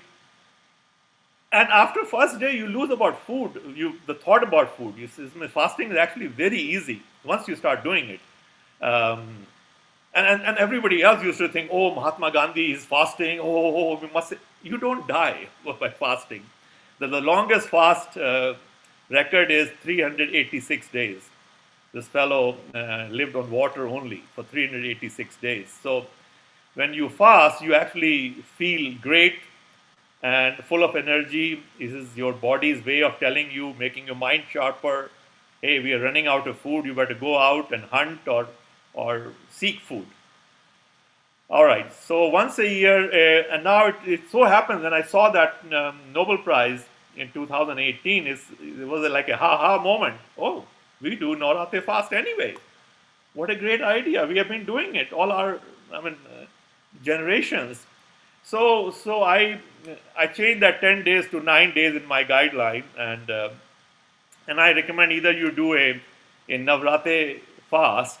In the Navrate fast, you take one meal in the evening of 500 calories or less, and that meal should be low in protein. By now, you must have seen in my talk that low protein is more important than high protein. There are many reasons to eat diet which is low in protein, or have days where you eat zero protein. So that's my recommendation, and it does wonders, detoxification of your body. Okay, next slide. Lalit, I'm doing a quick time check here. It's around 10 p.m. All in right, India. I'll finish in 5 minutes I because know we have there's covered. a lot of ground. There's a lot. So yeah, because we need some time for Q&A as well, right? Yeah, we we are on the tail end because other things we will not be spending that Sure, much time. Lalit. Yeah. Go to the Okay. next slide. Okay, then physical activity. What is most important is that you remain active. Going to gym is not important. Just count your steps. 5 minutes of walking per hour, which amounts to about 10,000 steps. Get some kind of a step meter. It's a very useful motivational tool. And before you go to bed, make sure you have achieved a 10,000 step count. And that's all that is necessary. You can do other exercises, yoga, and other things. They're good. But people who live in blue zones, who live to be 100, 110, they don't do yoga and they don't do pranayama, but they still live. So right now my focus is on health, and from health's point of view, just make sure you get 10,000 steps every day. Next slide. Emotional support is very important. Um, if you don't have emotional support, your health can go bad. Um, People living in unhealthy relationships, uh, dysfunctional families do suffer problems because the emotions affect our endocrine system, and so they affect the hormones we release, which affect our body. So unconditional love is a very good medicine. When you give conditional love and the other person does not reciprocate, then you get more tense. Oh, I did so much for him and he did not even write to me. Oh, my child, my son, for 30 years I did so much for him. Now he doesn't even call me. That's a conditional support. When you give unconditional love, it's a medicine in itself. You just keep giving that love. All right, next slide. Spiritual balance is very important because when you have this sense of gratitude, the thought of gratitude towards whoever, your gods you like, or your grandparents or parents, is that sense of gratitude that washes your body. rinses your body, cleanses your body. So that you pray is important. Who you pray to is not important, is irrelevant. Okay. Um, Happiness hormones reduce stress. Sense of gratitude reduces stress. It would be nice if you can meditate, not a requirement for good health, but it would be a good practice to meditate 20 minutes a day. I was fortunate to have uh, Sri Mahesh Yogi come to IIT Kanpur in 1969 and initiate me into what he called transcendental meditation. Meditation is meditation. Forget about what word is attached as a prefix. And our Gita's chapter 6 talks about it. If you have time, read that chapter. Spend some time is good for you. Okay, next slide.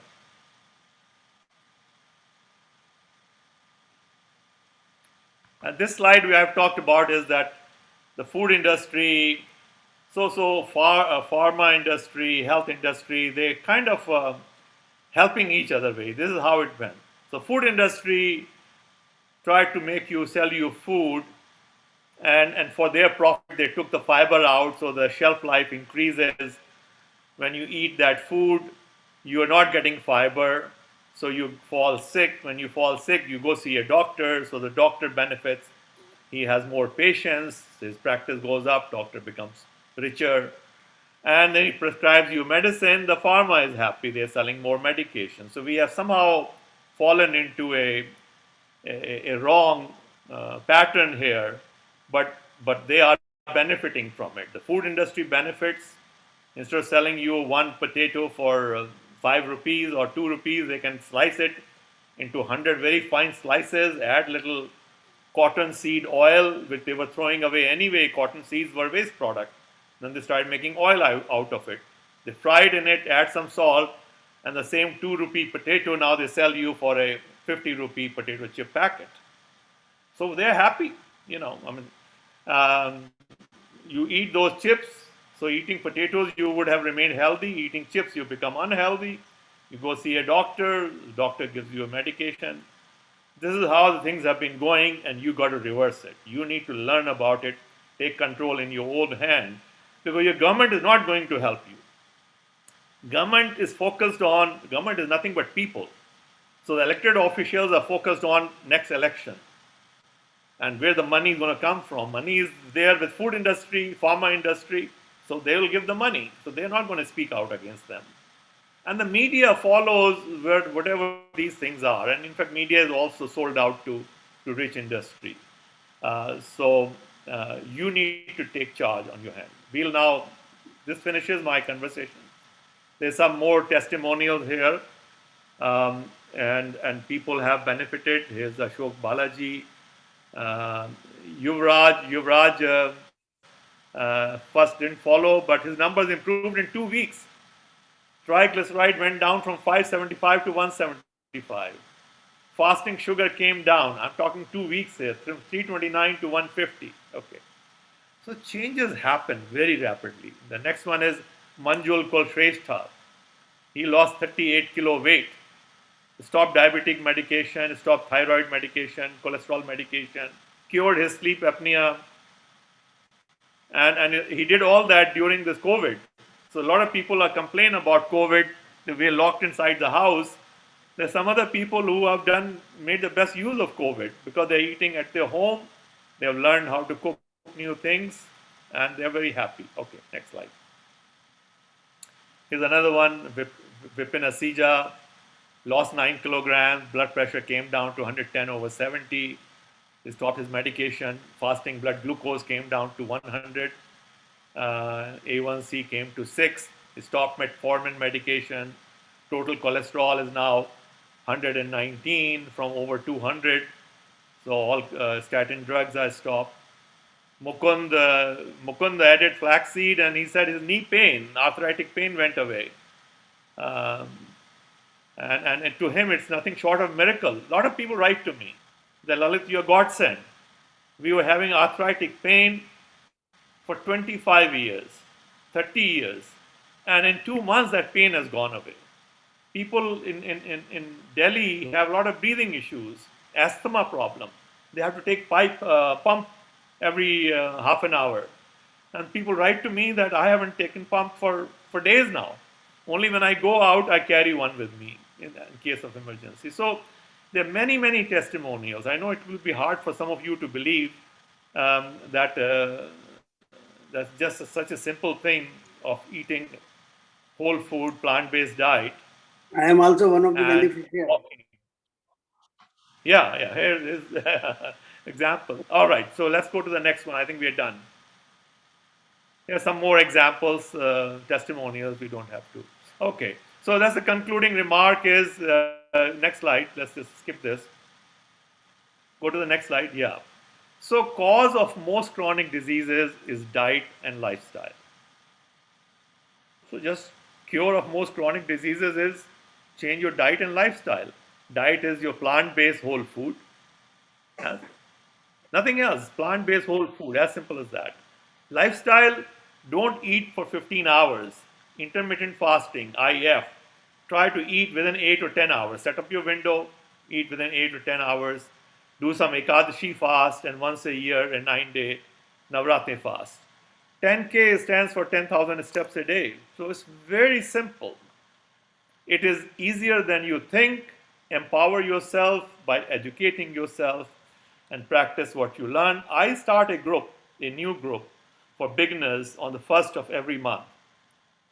Now, if you are on Facebook, you can go to Facebook and you can type in or search July 21, make my health.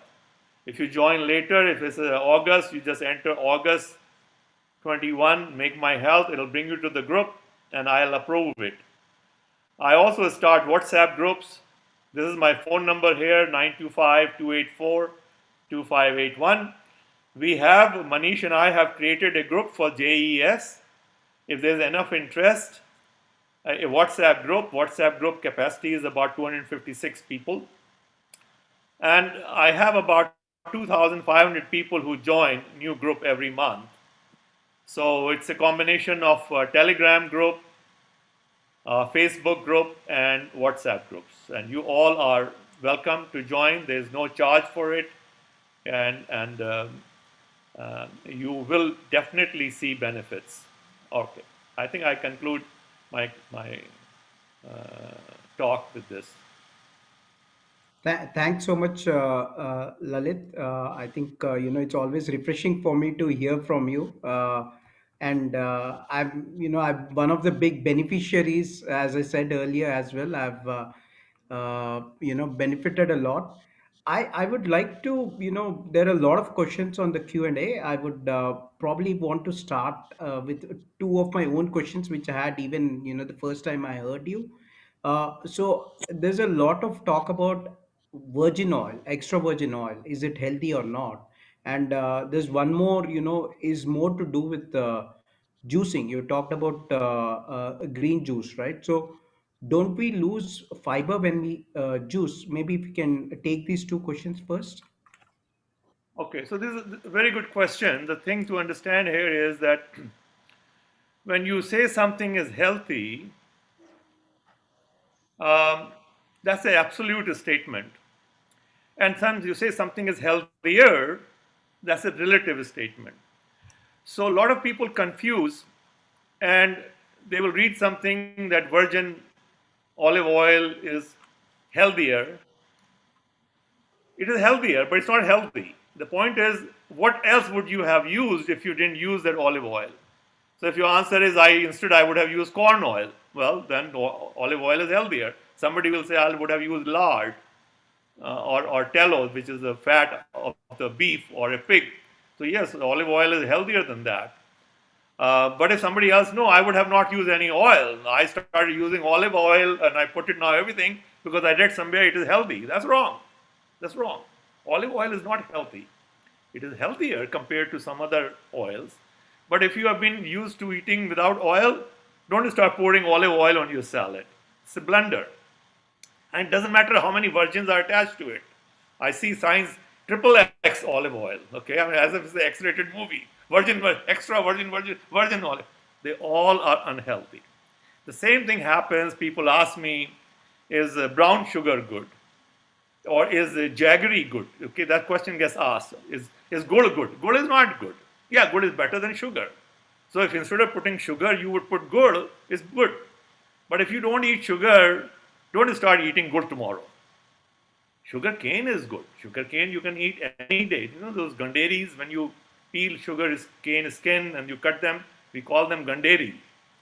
You can have ganderis every day. I mean, it's very good for you. Okay, but but good is not good, but good is better than sugar. So that confusion is there in many things. People talk about red wine is good. No, red wine is not good. But yes, it is better than having scotch or white wine. So if you're under the gun and the guy has hijacked you, say, no, no, you must have one of these alcohols. Well, pick the red wine. Okay. If you are in a, I mean, if you are invited to a party and the host says that you must drink, otherwise I will also not drink, okay, have a glass of red wine. Otherwise, have Perrier. I mean, if some people, some hosts get offended that all you're asking for is a water, simply say, oh, do you have a Pellegrino? You say Italian water, sparkling water, or Perrier. Now they feel good. At least I served my guest a Perrier, which is a whatever, 20 rupee or 50 rupee, 100 rupee bottle, as opposed to the tap water. Okay, the second question about fiber is a good one too. The thing to understand is that there are two types of fiber: soluble fiber, insoluble fiber. Insoluble fiber is nothing but cellulose. It goes through your system, goes to the colon, and but soluble fiber is what is most important. So when you juice, you get all the soluble fiber, and you also get some insoluble fiber because in a दूध की तो juicer बात it comes out. If you leave the glass, you'll see the insoluble fiber left and set in the middle. So answer is that no, you don't lose fiber. You get all of soluble fiber and some of insoluble fiber. Insoluble fiber is not that important anyway. And as I showed in my slide, you're getting 82 grams of fiber anyway. So if you lost another maybe 10, 15 grams of cellulose, it makes no difference. Next question. Lalit, I would like to invite Dr. Pratibha. She has a couple of questions around PPWF and kids. So if she's here, I'll just request her to ask the question directly to you. Dr. Sure. Pratibha, we are just unmuting you. Okay, I thought I just saw her here. Uh, okay, I think she's not on the group now. So I'll read the question out for you. Uh, so what she's saying is, should PPWF be an integral part of kids too? If yes, how to go with the change from present food practice? This I is from don't get it. from The Dr. plant-based Pratibha whole food is an integral part of what? of kids diet. So Kids, kids, children. yeah, children, Okay, okay. and how to go about Yes. bringing the changes. Well, children will eat what we eat. So when they grow up, they don't have any demands of their own. We sit on the dining table when a child is weaned off mother's milk. You start sitting on the dining table and you start feeding him what you're eating. So if you're eating aloo ka paratha with egg, the child starts eating aloo ka paratha with egg. If you're eating oatmeal cereal, the child will eat oatmeal cereal. So give child plant-based whole food. You can make milk out of nuts, almond milk, soya milk, coconut milk, also oat milk. In fact, I want to tell everybody that if you are accustomed to having your tea or coffee Indian style, oat milk is the best for that purpose. Okay, just take a cup of rolled oat, quarter cup of cashews, blend them with 3 or 4 cups of water. Your oat milk is ready.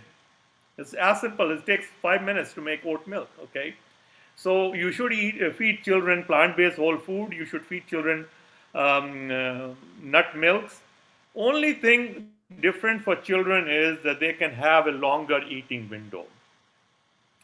they can have a 12-hour eating window. I mean, because they have to go to school early they can have a meal at 7 in the morning and try to wrap up your dinner by 7 and develop a habit that, okay, once you leave dinner table, I'm not going to give you any more food.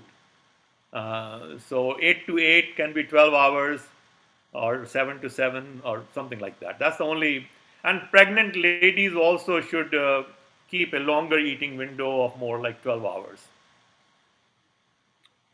Lalit, there's Next. one question from Shreyas. His question is, please also suggest if hypothyroid is also in the same bucket, whether it can also be reversed. I cured my hypothyroid. I was on medication for 12 years, and all my group members are getting off hypothyroid medication. Very, very easy. There's a question from When body heals, everything heals. I want to tell you, no. So it's not that one thing heal or one thing doesn't heal. And a lot of people ask me questions. I have this problem. What should I eat? It doesn't work that way. Can you imagine if there was a different diet for different illnesses? So if I said I have hypertension, they said for hypertension, have mangoes and chana, but don't eat moong dal. And then I say I have diabetes. Oh, for diabetes, you must eat moong dal and never eat mangoes. I mean, you can't have conflicting diets. People are suffering from 3, 4, 5, 6 diseases. To think that there'll be a special diet for a special disease is flawed, absolutely flawed. It's the same diet for all chronic diseases. So one thing that I didn't say is that some people have congenital disease. They're born with it. They're born with a hole in their heart. Those diseases will not get cured. Okay. There's some things like accidents. These are acute situations. So you are in an emergency room. You have had problem. You need a doctor. Don't offer him a glass of green juice at that time. So congenital diseases, acute diseases, infectious diseases, they're different. I'm only talking chronic diseases because chronic diseases are caused by lifestyle and diet, and there's only one diet for all diseases. There's a question from Ankit Shah, and I relate to this myself as well because this is about BP medicine. Doctors say that once you start taking BP medicine, you can't stop for your life, and if you stop it, it will increase again. Please advise on this. I had the same No, no, this no, no. thing with my own doctor. He said the same thing, but I'm free of BP. But but but that's all crap. I mean, the doctors don't study nutrition. If your BP is already low, why would you want to take medicine? It is totally wrong. I mean, it's a myth that is being created. We take medication, and that's why I talked about this myth: better safe than sorry. A lot of people whose BP has come down, they still keep taking pills because they feel the pill is somehow helping me. Okay, it is wrong. It's very wrong. Okay, and so these doctors are living in a world of total misinformation. So that is absolutely bad and incorrect. Next. I think there are a lot of messages thanking you, Lalit. There's one from Vandana Agarwal saying, "Thank you so much. It was wonderful. You have a fresh approach to negotiate health. God bless you." There's many, many more. There's one from uh, Mr. Manoj Kumar Jain. He says, in summary, if we adopt our own Jain way of living, we'll be free from all ailments. Jain way of living, yes. I've been there. Are some things. Of course, their reasoning was more ahimsa, but Jains follow fasting, and it's very very good. Their regimens, and one few things that I may not agree with is this whole issue about underground vegetables. Their argument for underground vegetable, not eating underground vegetable, was that you are uprooting the plant. So when you take out potatoes, the plant is dead now. As opposed to picking an apple from a tree, the tree survives. You only pick the apple. So it's an old way of thinking. From purely from health point of view, all underground vegetables are good, and in fact, onions and garlic are very good for you. Ginger roots are very good for you. and other roots as well. So root vegetables are good. So that's the only area where I have slight difference of opinion. But yes, Jain teachings are were way ahead of the times, and especially their emphasis on fasting. And of course, even Sanatan Dharmis had the fasting. I think Ekadashi fast was Sanatan Dharm fast. Naurate, I don't know whether it was, no, Naurate was not a Jain fast, but they have a fast like Naurate as well. They have a, in fact, they have a custom which is quite intriguing. This is the ultimate fast. They fast to death. They, when they're old, their body has become weak. I mean, so this concept is quite a novel concept that you are 95-year old and you are not dying. You would like to, you just start fasting till you die. I mean, I don't know. I don't want to comment it either way, but when I learned about it, it kind of intrigued me, and it may be an extreme. I think some people feel is like committing suicide, so maybe it's unethical. But I'm not going to go into that issue.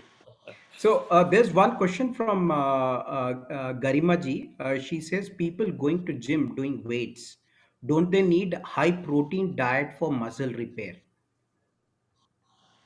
Okay, so that's it's a good question. Let me answer that. First of all, um, your body recycles protein.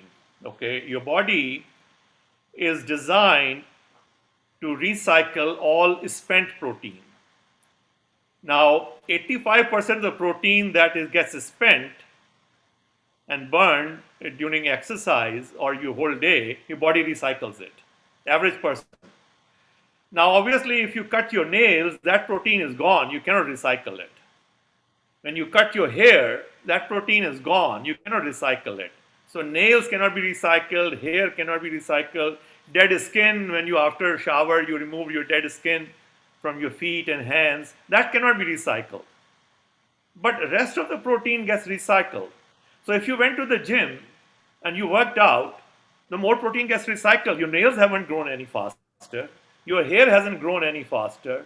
You haven't grown more skin. So the rest of the protein is getting recycled anyway. So that's one answer. Second, when you go to gym, you're going to eat more calories. Let's say you spend 300 more calories. So there's a twin. One twin does not go to gym. He spends 2,000 calories a day. Second one goes to the gym. He spends 2,500 calories a day. The extra 500 calories that he spent, he's going to eat extra 500 calories. So he's getting extra protein anyway. Okay. So these two explanations answer the question that no, Sure. they don't need any extra protein. There's And one protein supplement is very harmful, very harmful. Okay. It messes up your kidney and liver big time. from one of our viewers from YouTube, Mr. Siddharth Singhal. He asks, "I'm asthmatic. Will this diet change help me reversing the illness?" He's suffering with asthma basically. Asthma. Yeah, I Yeah. mentioned asthma patients see the difference within a week. You give them those green juices and and um, and of course all plant-based diet, but otherwise I'm saying the juice. I have had many people report that they have stopped using pumps. So asthma patients benefit a lot. For people who live in Delhi, is a big problem, and they should follow this diet, and especially the juicing part of it. They should take 3 glasses of juice, 1 glass before every meal. I mean, juicing is just a way to consume large amounts of green vegetable. It's not necessary, but I know that in practice it makes it easy. Otherwise, people Manish, think I'm eating enough, but they don't. Yeah. I would like to invite Mr. Niketan Sethi. He's one of our yeah, yeah. JES Apex members, and he's been very instrumental in all the things which happen in JS. He's got some very good questions on juicing. So I'll just invite him over. Nimish, can you unmute him? Manish, you may take a fermented food from Ankit Shah also, Yeah, and we'll one get. from the how to Yeah, yeah. yeah, Sir, and how sir, to am I convince the audible? children not to go for fast I think I'm foods. getting multiple multiple inputs. So I let me respond because I heard somebody say about fermented foods. So that the question leads to what you call probiotics. Um, and there's a lot of misinformation floating around in social media that you must get your probiotics, you must get probiotics.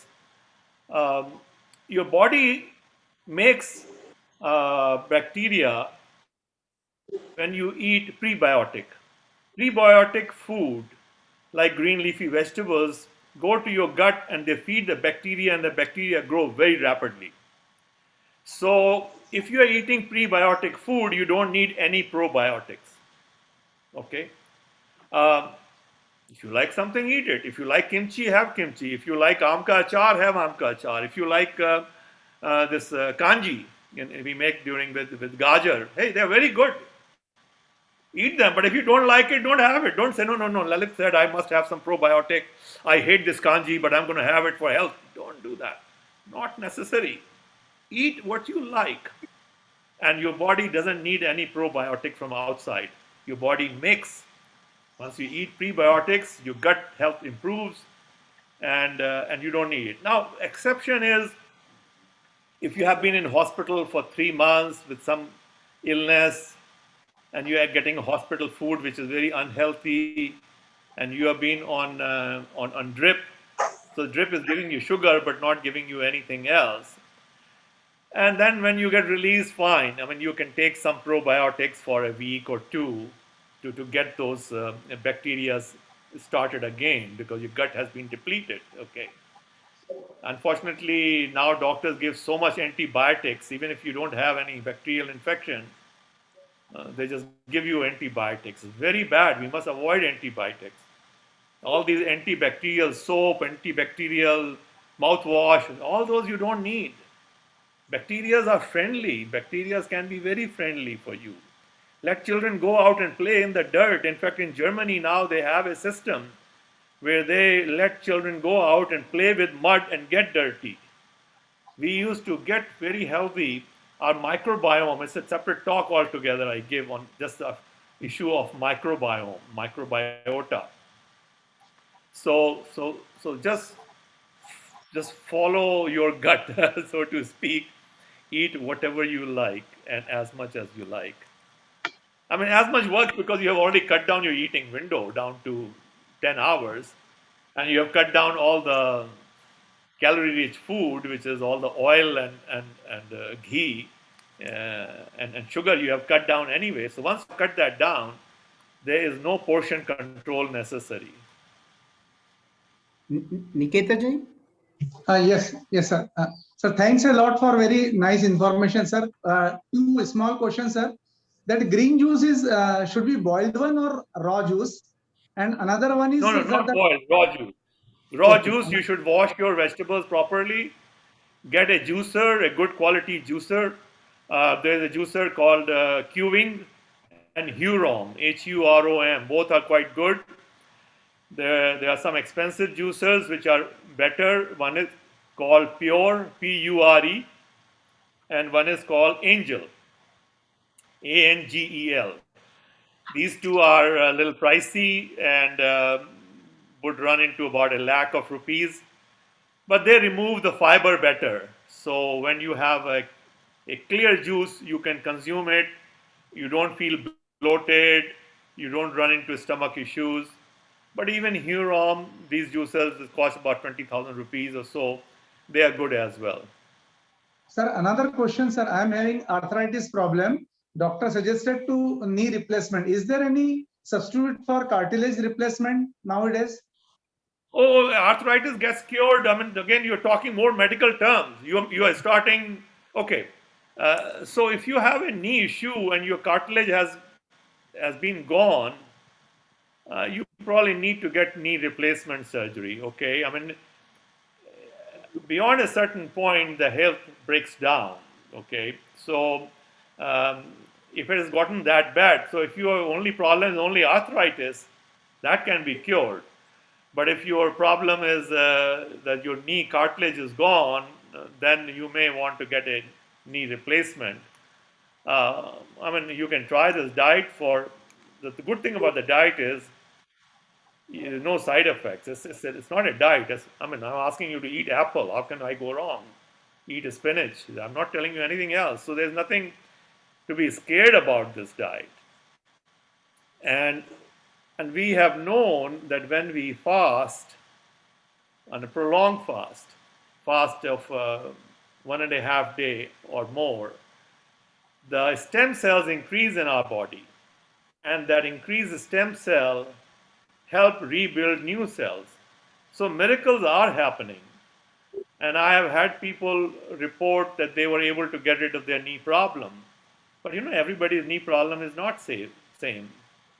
And so uh, arthritis will go away, but whether your knee issue will go away, I cannot say that. Thank you, sir. Thank you. Uh, PC Chabra ji, from who's our JES North Zone chairman, he would like to ask a question or two as well. PC Sure. Chabra ji. Thank you, Manish ji. Thank you very much. And I am very grateful, Dr. Kapoor or Engineer Kapoor, to give a very wonderful lecture. Now, my one question is there. My grandson is having a first type diabetic.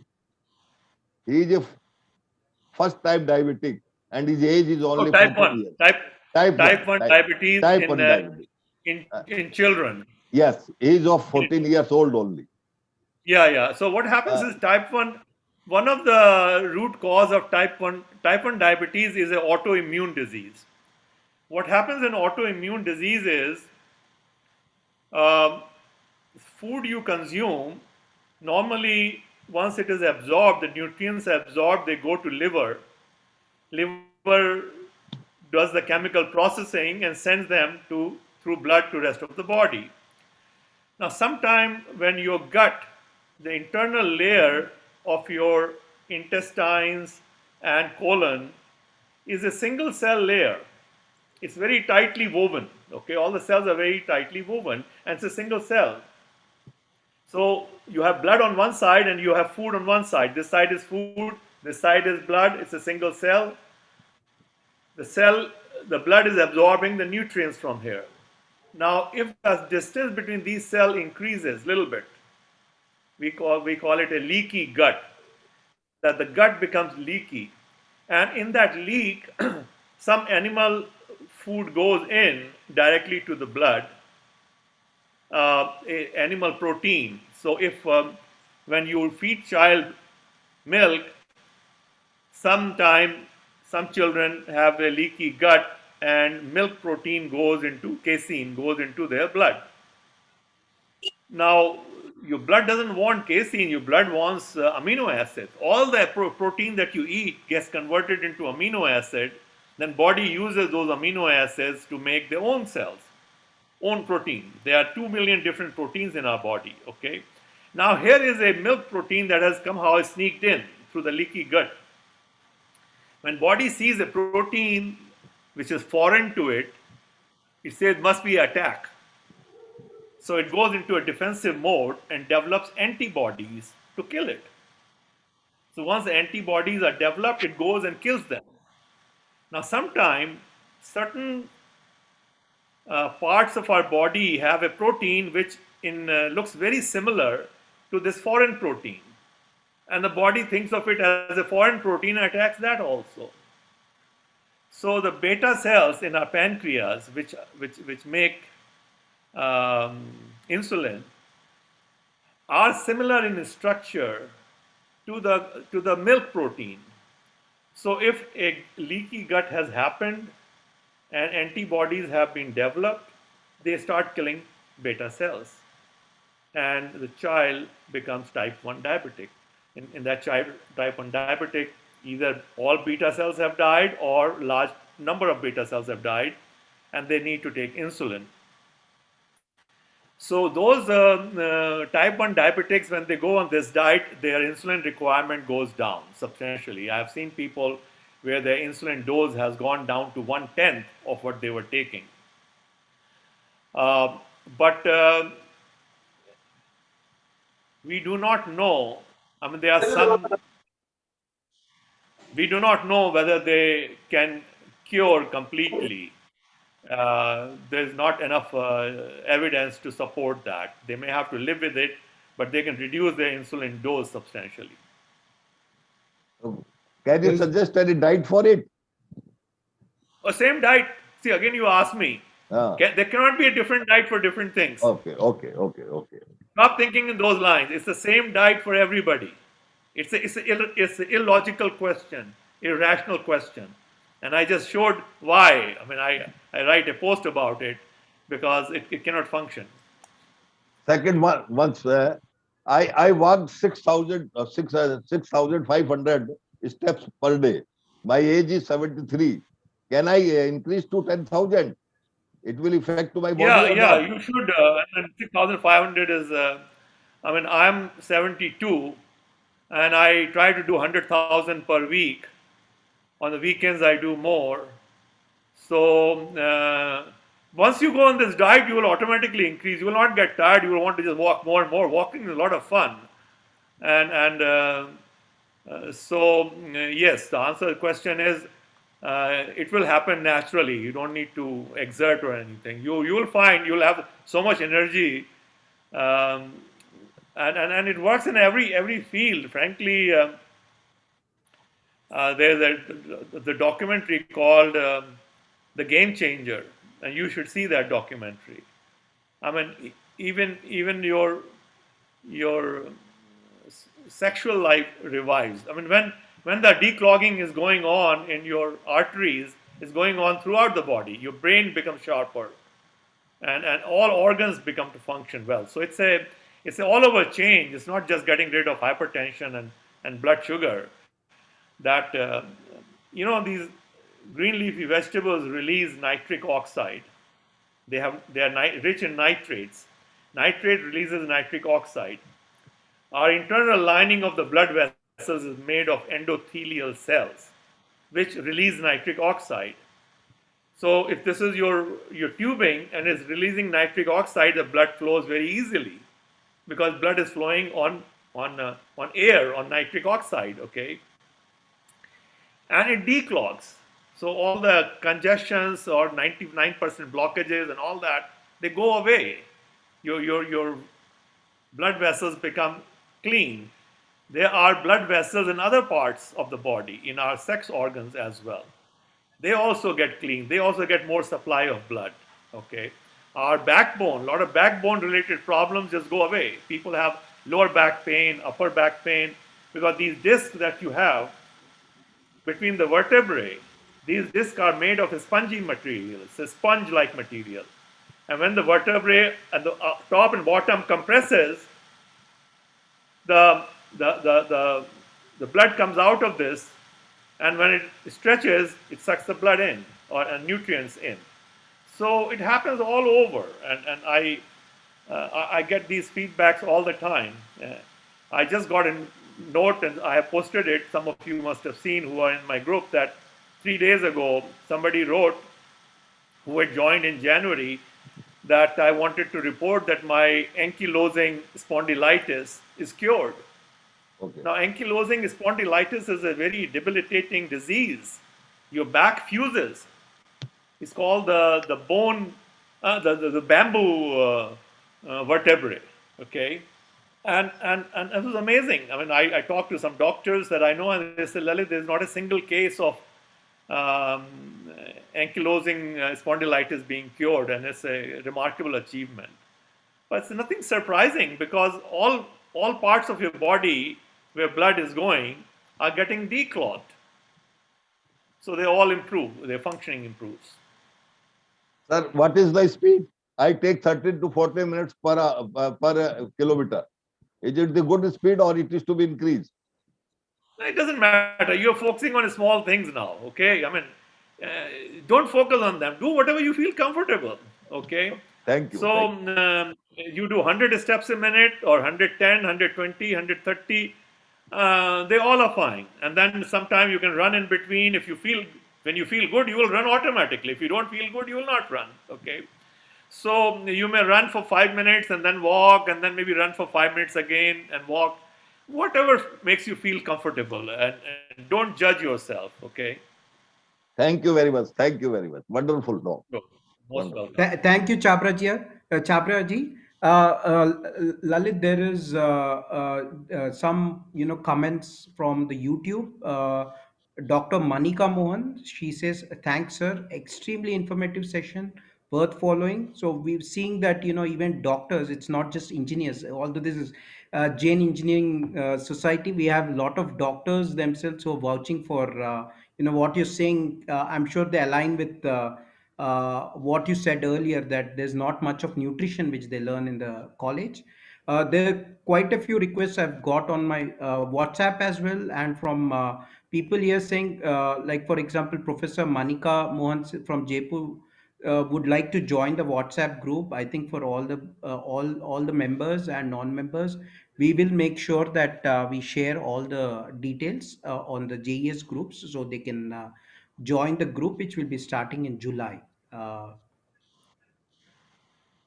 Lalit, you Manish, you want to have add the anything? link. I posted that to you Right, for the JES July group. You can forward it by email to your members, right. and then they can just click on it and join. Yeah. That would be the We'll easiest. do it. We'll do it Those through who are WhatsApp. We are very much on WhatsApp, so I think we'll share it there. And the FB links, if somebody prefers to be on Facebook, we'll share that as well. All the different links, we'll share it. Yeah, those who are watching this on YouTube and who are not member of JES can just go to Facebook and type in JUL21, Make My Health. So my group on Facebook goes by the name Make My Health. I have 4 groups, and so I run 3 monthly groups, and one is a main group. My ebook is attached to my main group. There are about 200 plus posts in that book. And I wanted to share with you that I'm planning to create a NGO in India and translate that book to 17 regional languages, and then teach teachers in those languages, so that people who don't understand English can also benefit from it. And that's what my plan is, to create a team of teachers in various regional languages. That's a very wonderful idea, Lalit, and I think we'll talk in JS with our Apex body in terms of how we can support that initiative as well from our end. There's one question from Nimish. Will it be possible for you to type the details on YouTube chat, like the Facebook link and Lalitji's WhatsApp number? I've already shared Lalitji's WhatsApp number. I'll add the Okay. link. Okay, that's great. So we have put it on the WhatsApp chat as well. So people tuning in from YouTube, they can, they have the numbers handy there. Harshad Desai, again, he's asked the question on YouTube. It's less a question, but more a testimonial. I think he's maybe a new member of your group. My wife and I started 5 weeks ago. She's off insulin, and we both have lost 10 pounds or hash each. I wish we had found Mr. Lalitji 15 years back. So there's one question Thank you. from Harshad Desai also on Parkinson's disease. Yeah, so on Parkinson's, I'm working on a post on Parkinson's. I have not posted it yet. Uh, I know that Parkinson's, the progression stops. So by following this lifestyle, diet and lifestyle, you can assure that it's not going to get worse. Whether it gets reversed, I do not have that answer. I do not know, and there's no studies that evidence it.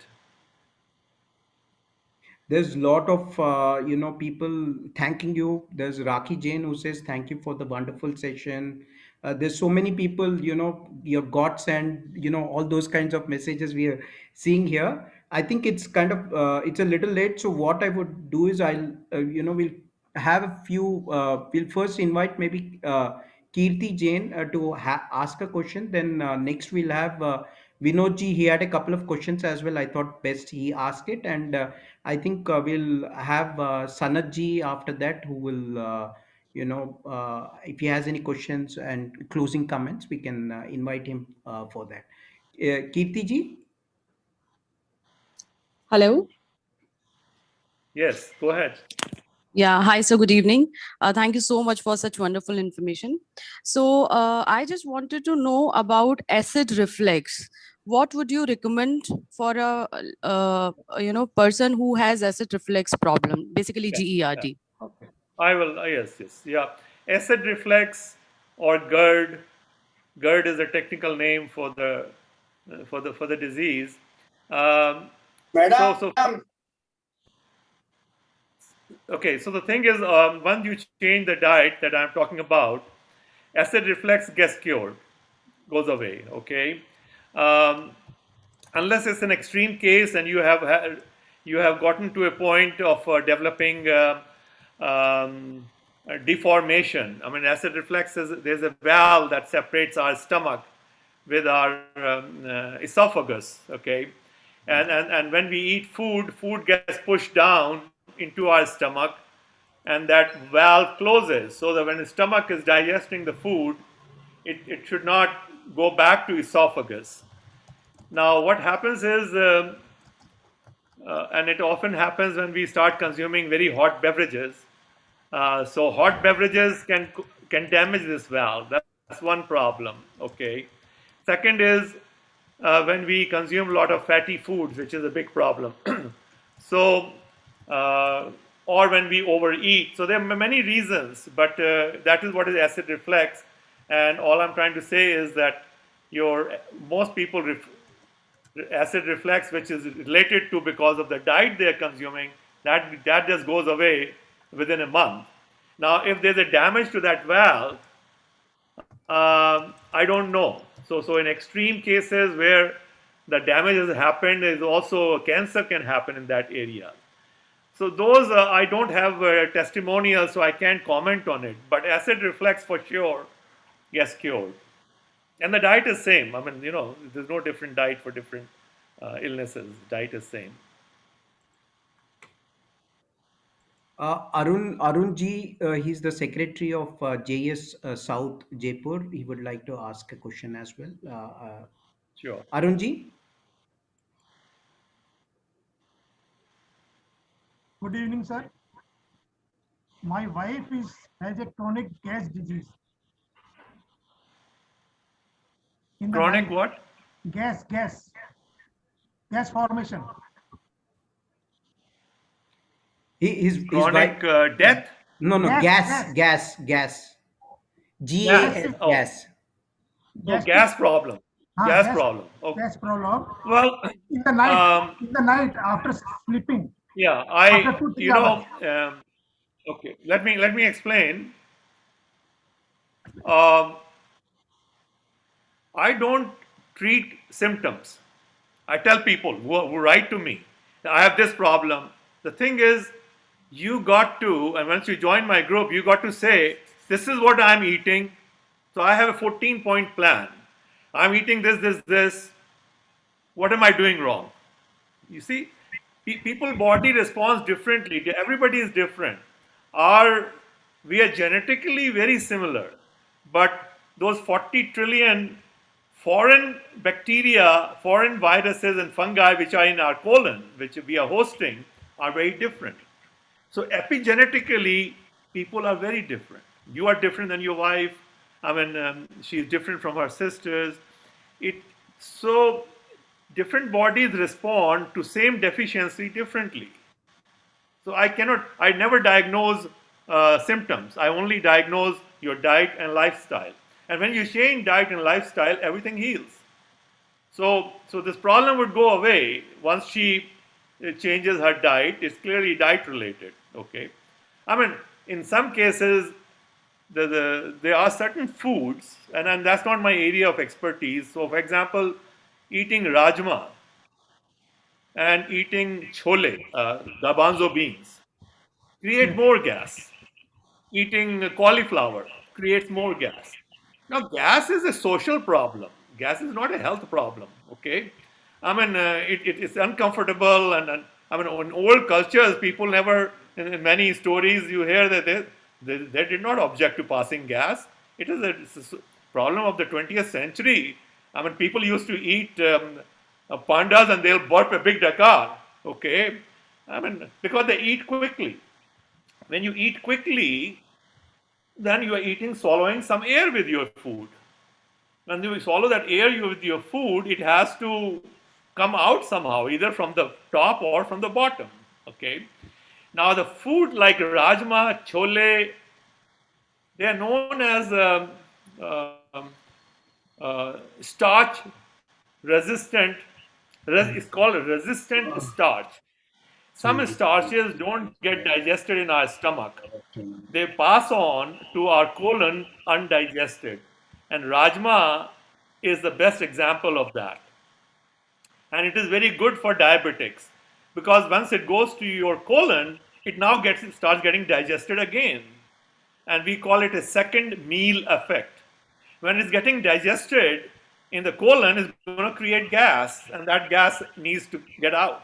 Okay, so you need to once you're following plant-based whole food, intermittent fasting lifestyle, I think the problem will get cured. I have no doubt in my mind.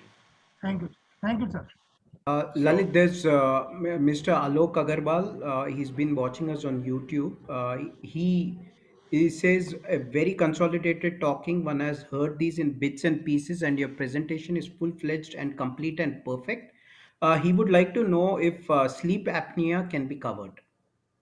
oh yes, yes, I had sleep apnea for I mean I used to snore so loud that nobody could sleep next to me. My wife had to have earplugs. Okay, and I cured my sleep apnea, and many people have reported the same thing. Okay, so yes, answer is sleep apnea can be cured. My neck size came down from 17.5 inches to 16 and a quarter now, and then the problem is gone. Okay, so yes, definitely.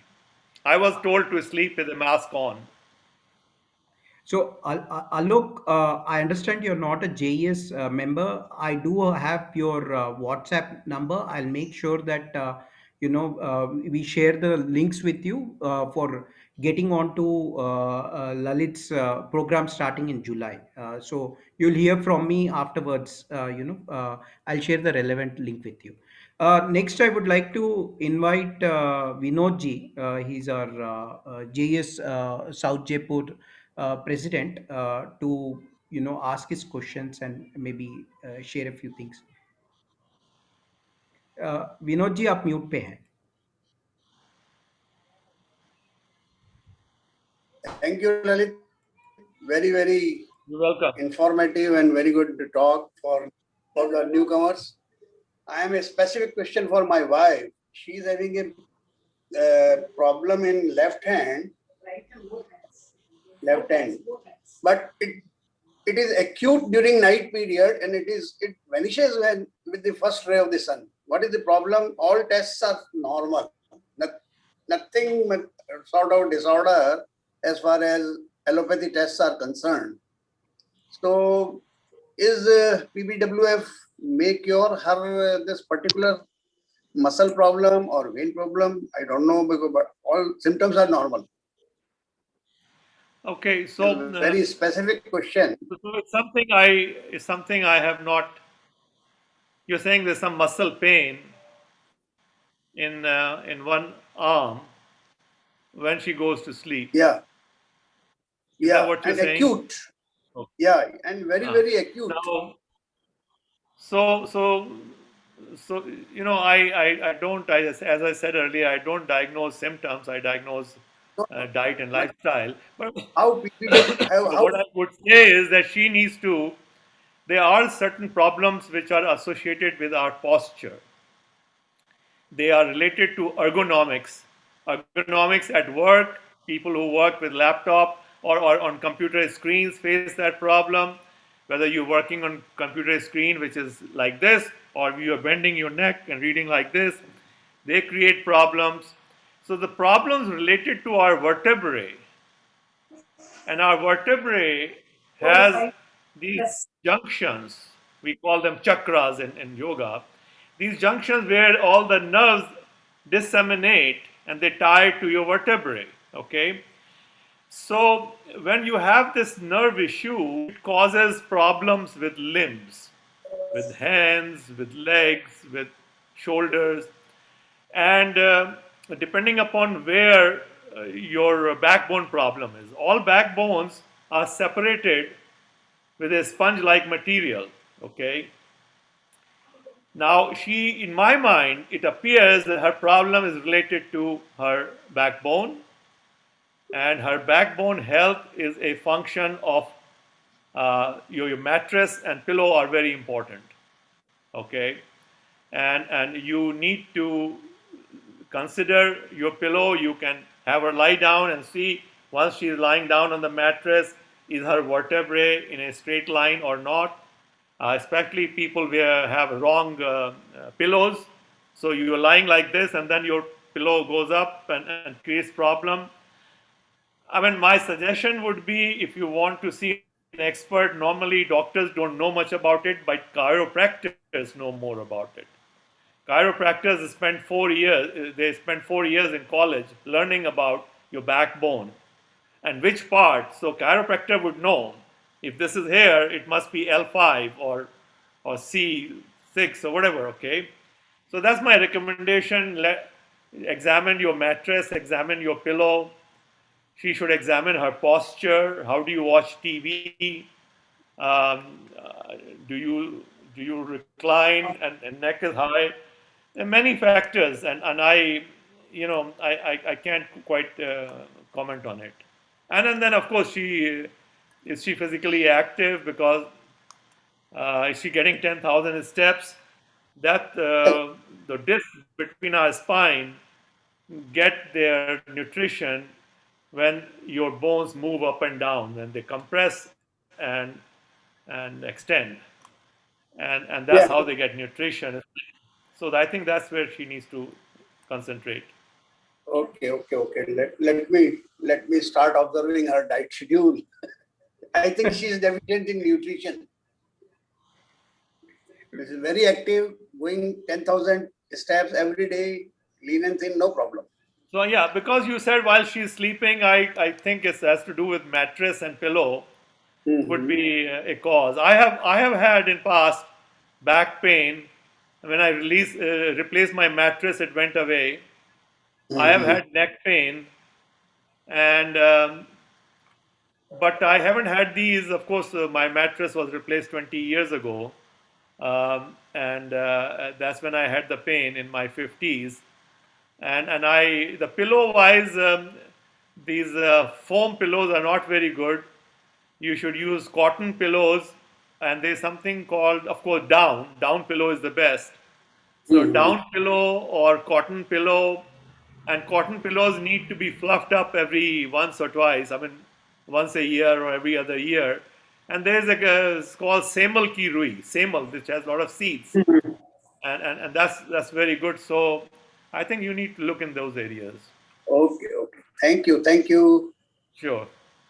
Lalit, actually, there are a lot of people who want to ask questions. So, what I would like to know is how much time do you have, if or No, I have time. You just you have to figure out on your end. Okay. So what we'll do because is, what because we'll when I get done with it, I will be writing my post to all these new groups, the main group, the June group.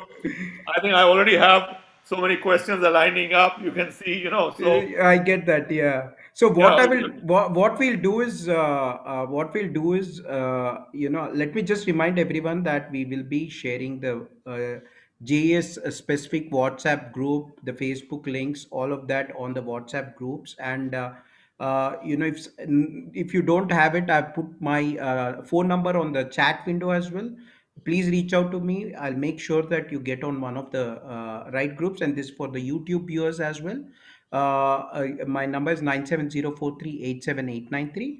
I think what we'll do is, maybe we'll first have Sanatji, who's our West Zone chairman, to if he has any questions and give some closing remarks, and then we'll stop the official streaming, and then we maybe open up for questions from everyone, and till people want to disperse, or till you would like to leave. Will that be good, Lalit? Sanatji? Today's speaker, Engineer Lalit Kapoor ji, and Yeah, our, I'm here. I am audible. Yeah, Manish, I think I lost you for some time. Okay, I don't know what happened. am I audible now, Lalit? Yes. Yeah, now you are. Okay, so what I'm saying is, after Sanatji shares his closing remarks, we'll stop the streaming, and for whoever has any questions, maybe we can take a few more questions, and then close it for the day. Sanatji? Uh, Yeah. Today's speaker, Engineer Lalit Kapoor ji, and our Yes. esteemed members, Sadar Jai Jinendra. Thank you very much, Engineer Lalit Kapoor ji, for a wonderful lecture today this evening. आपने बहुत सारी चीजें हमें ऐसी बताई जो मालूम नहीं थी. एक तो सबसे पहले गाइडलाइन जो है ब्लड प्रेशर की, डायबिटीज की, वो हमारा मिसकंसेप्शन था कि 120/80 ही होती है और उसके बियॉन्ड जाता है तो मेडिसिन ही लेना है. बट उसके जो मेडिसिन हम लेते हैं उसके साइड इफेक्ट भी आपने बताया. एक अच्छी चीज बताई, एंटीबायोटिक्स वैसे मालूम है कि साइड इफेक्ट होते हैं, परंतु कितना डेंजरस है ये और इसके बिना काम हो सकता है, ये भी बहुत अच्छी इंफॉर्मेशन आपने दी. Doctors don't talk about the nutrition, ये भी बहुत अच्छी बात, और ये हम लोगों ने ऑब्जर्व भी किया है. फूड स्टाइल्स के बारे में आपने बता दिया, और सबसे अच्छी चीज है कि 95 ईयर्स ओल्ड एक जो आदमी है, he is working on the farm और विदाउट एनी मेडिसिन, तो एक बहुत अच्छी चीज है. फिर कुछ टिप्स आपने दिए, good food habits, spiritual balance, gratitude, happiness and meditation. अभी एक नई चीज है कि अभी एक्सपेरिमेंट करके बताया, वो जो आपके पास मैसेजेस आए हैं, BP, cholesterol, diabetes can be reversed and stop, इसके change of your diet and food style, fasting for some 15-14 hours, then आपका फूड जो टाइम टेबल है विद इन 10 आवर्स कंप्लीट कीजिए. हमारे लगता है जैन धर्म का आपने बहुत सारा कुछ कवर कर लिया है इसमें. और हमारे यहाँ जैसे आपने बोला नवरात्रि के 9 दिन, हमारे यहाँ पर्युषण पर्व होता है जिसमें 10 दिन Yes. हम लोग एकासन रखते हैं या कई लोग फास्ट भी रखते हैं. तो ये जैन धर्म बिल्कुल झलक रहा है आपकी बातों में, और हमारे जो जैन लोग मेंबर्स हमारे देख रहे हैं तो काफी प्रसन्न है वो इस बात से, और ये हम आपको आगे भी आमंत्रित करेंगे क्योंकि इतना अच्छा लेक्चर आपने दिया है. और हमने कभी नहीं सोचा कि ये तो सिर्फ डॉक्टर से छुटकारा मिल जाएगा, हमको दवाइयों से छुटकारा मिल जाएगा, कोई और कितना हर डिसीज का आप इलाज बता रहे हैं. और सबसे इंपॉर्टेंट चीजें हैं, किसी ने भी कोई क्वेश्चन किया, आपने क्या बोला, food style will be the same for everyone. वो दैट इज वंडरफुल, क्योंकि सबको नहीं तो नॉर्मली होता है आप इसका काढ़ा पीजिए, आप आधा ये पीजिए, आप ये करिए, वो सब आपने अलग कर दिया. फूड स्टाइल एक बता दी, और एक थंब रूल बता दिया कि 1% ऑफ योर वेट, ये भी एक अच्छा थंब रूल बता दिया. एक अच्छी चीज मेरे को लग रहा था, कई चीजें ऐसे समझ में नहीं आती कि लाइक नहीं करते, नहीं खाना. आपने बोला अगर don't eat whatever you don't like, मतलब वो भी एक अच्छी बात है. मैंने क्लियर आपने ऑप्शन बता दिए उसके अंदर. तो अब ये आपने गागर में सागर भर दिया है जिसको कहना चाहिए. अब क्या बताएं, आपकी तारीफ तो सभी लोग कर रहे हैं और प्रशंसनीय है. आपने इतना अच्छा सार गर्भित लेक्चर दिया, एक चीज को मैंने सारी चीज कवर कर लिया आपने आपके लेक्चर में, और बहुत ही उपयोगी है ये लेक्चर. जब तक लेक्चर नहीं हुआ था, हमारा ये ग्रुप में चल रहा था मैसेज, तब तक नहीं मालूम था कि क्या होगा, किस बारे में आप बोलेंगे, परंतु जितना हमने सोचा था उससे कम से कम लाख दर्जे आपने अच्छा बोल दिया है.